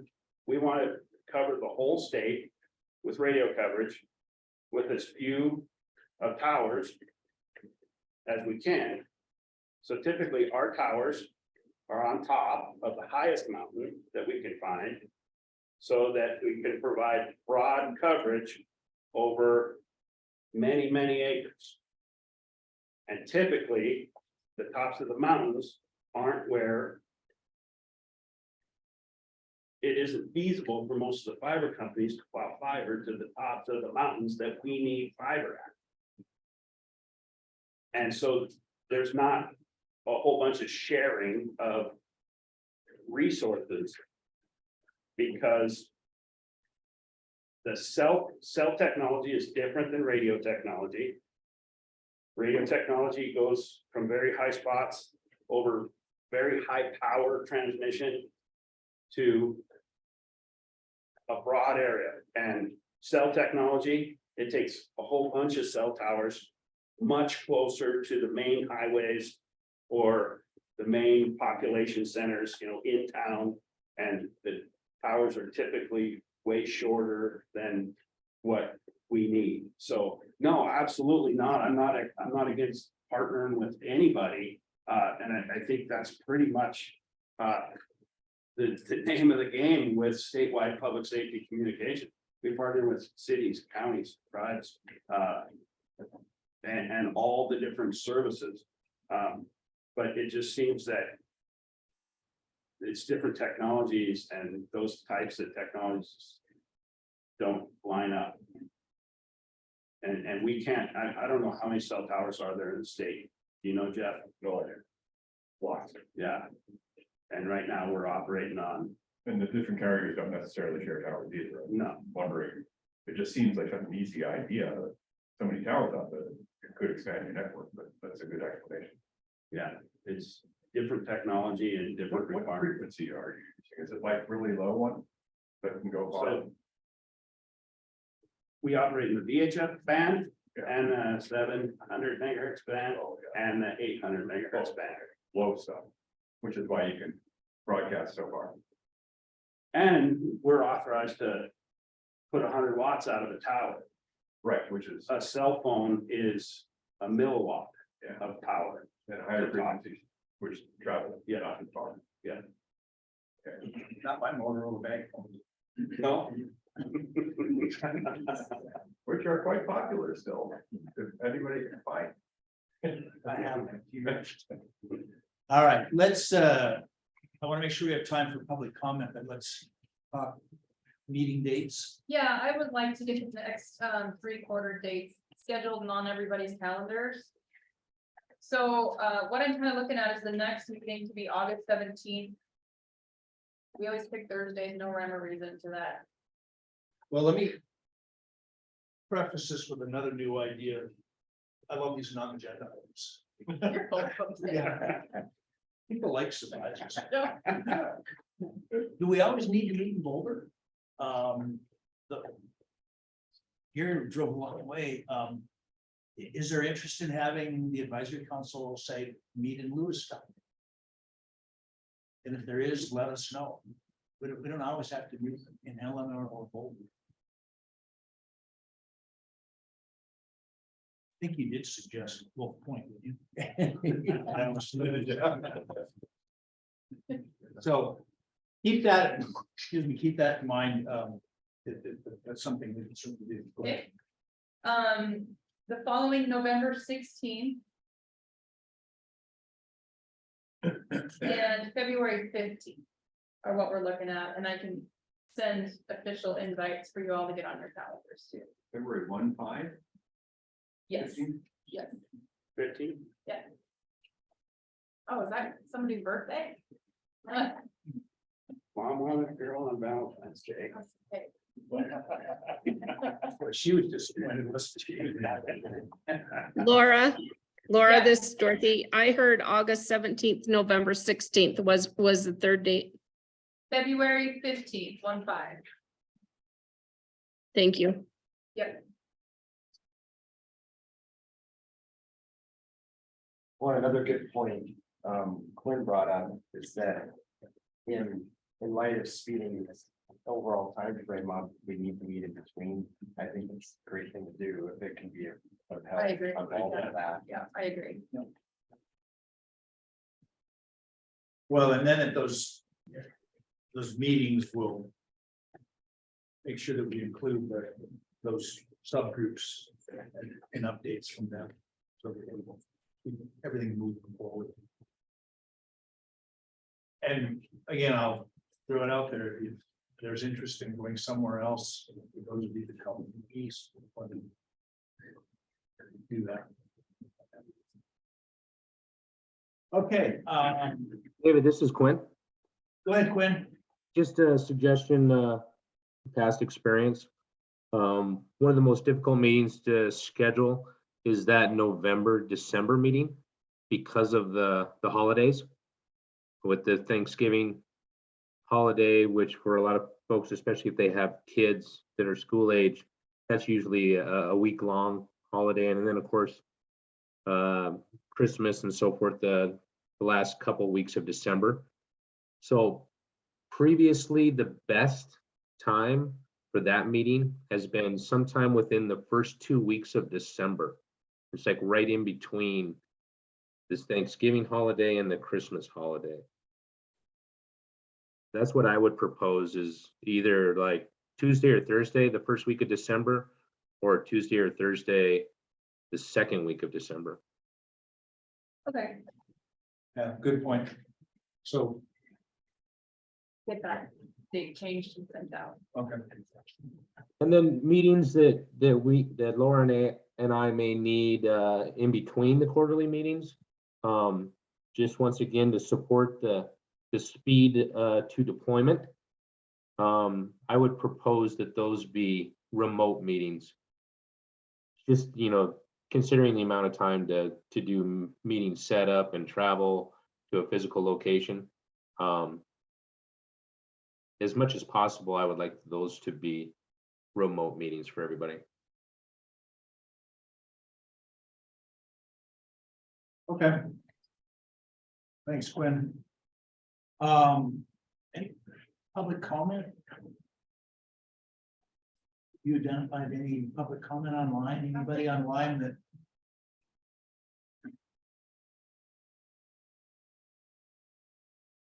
See any? Again, these recordings are available on the website for anybody that wants to review them. Anybody else have anything else? We've made progress. We're moving forward.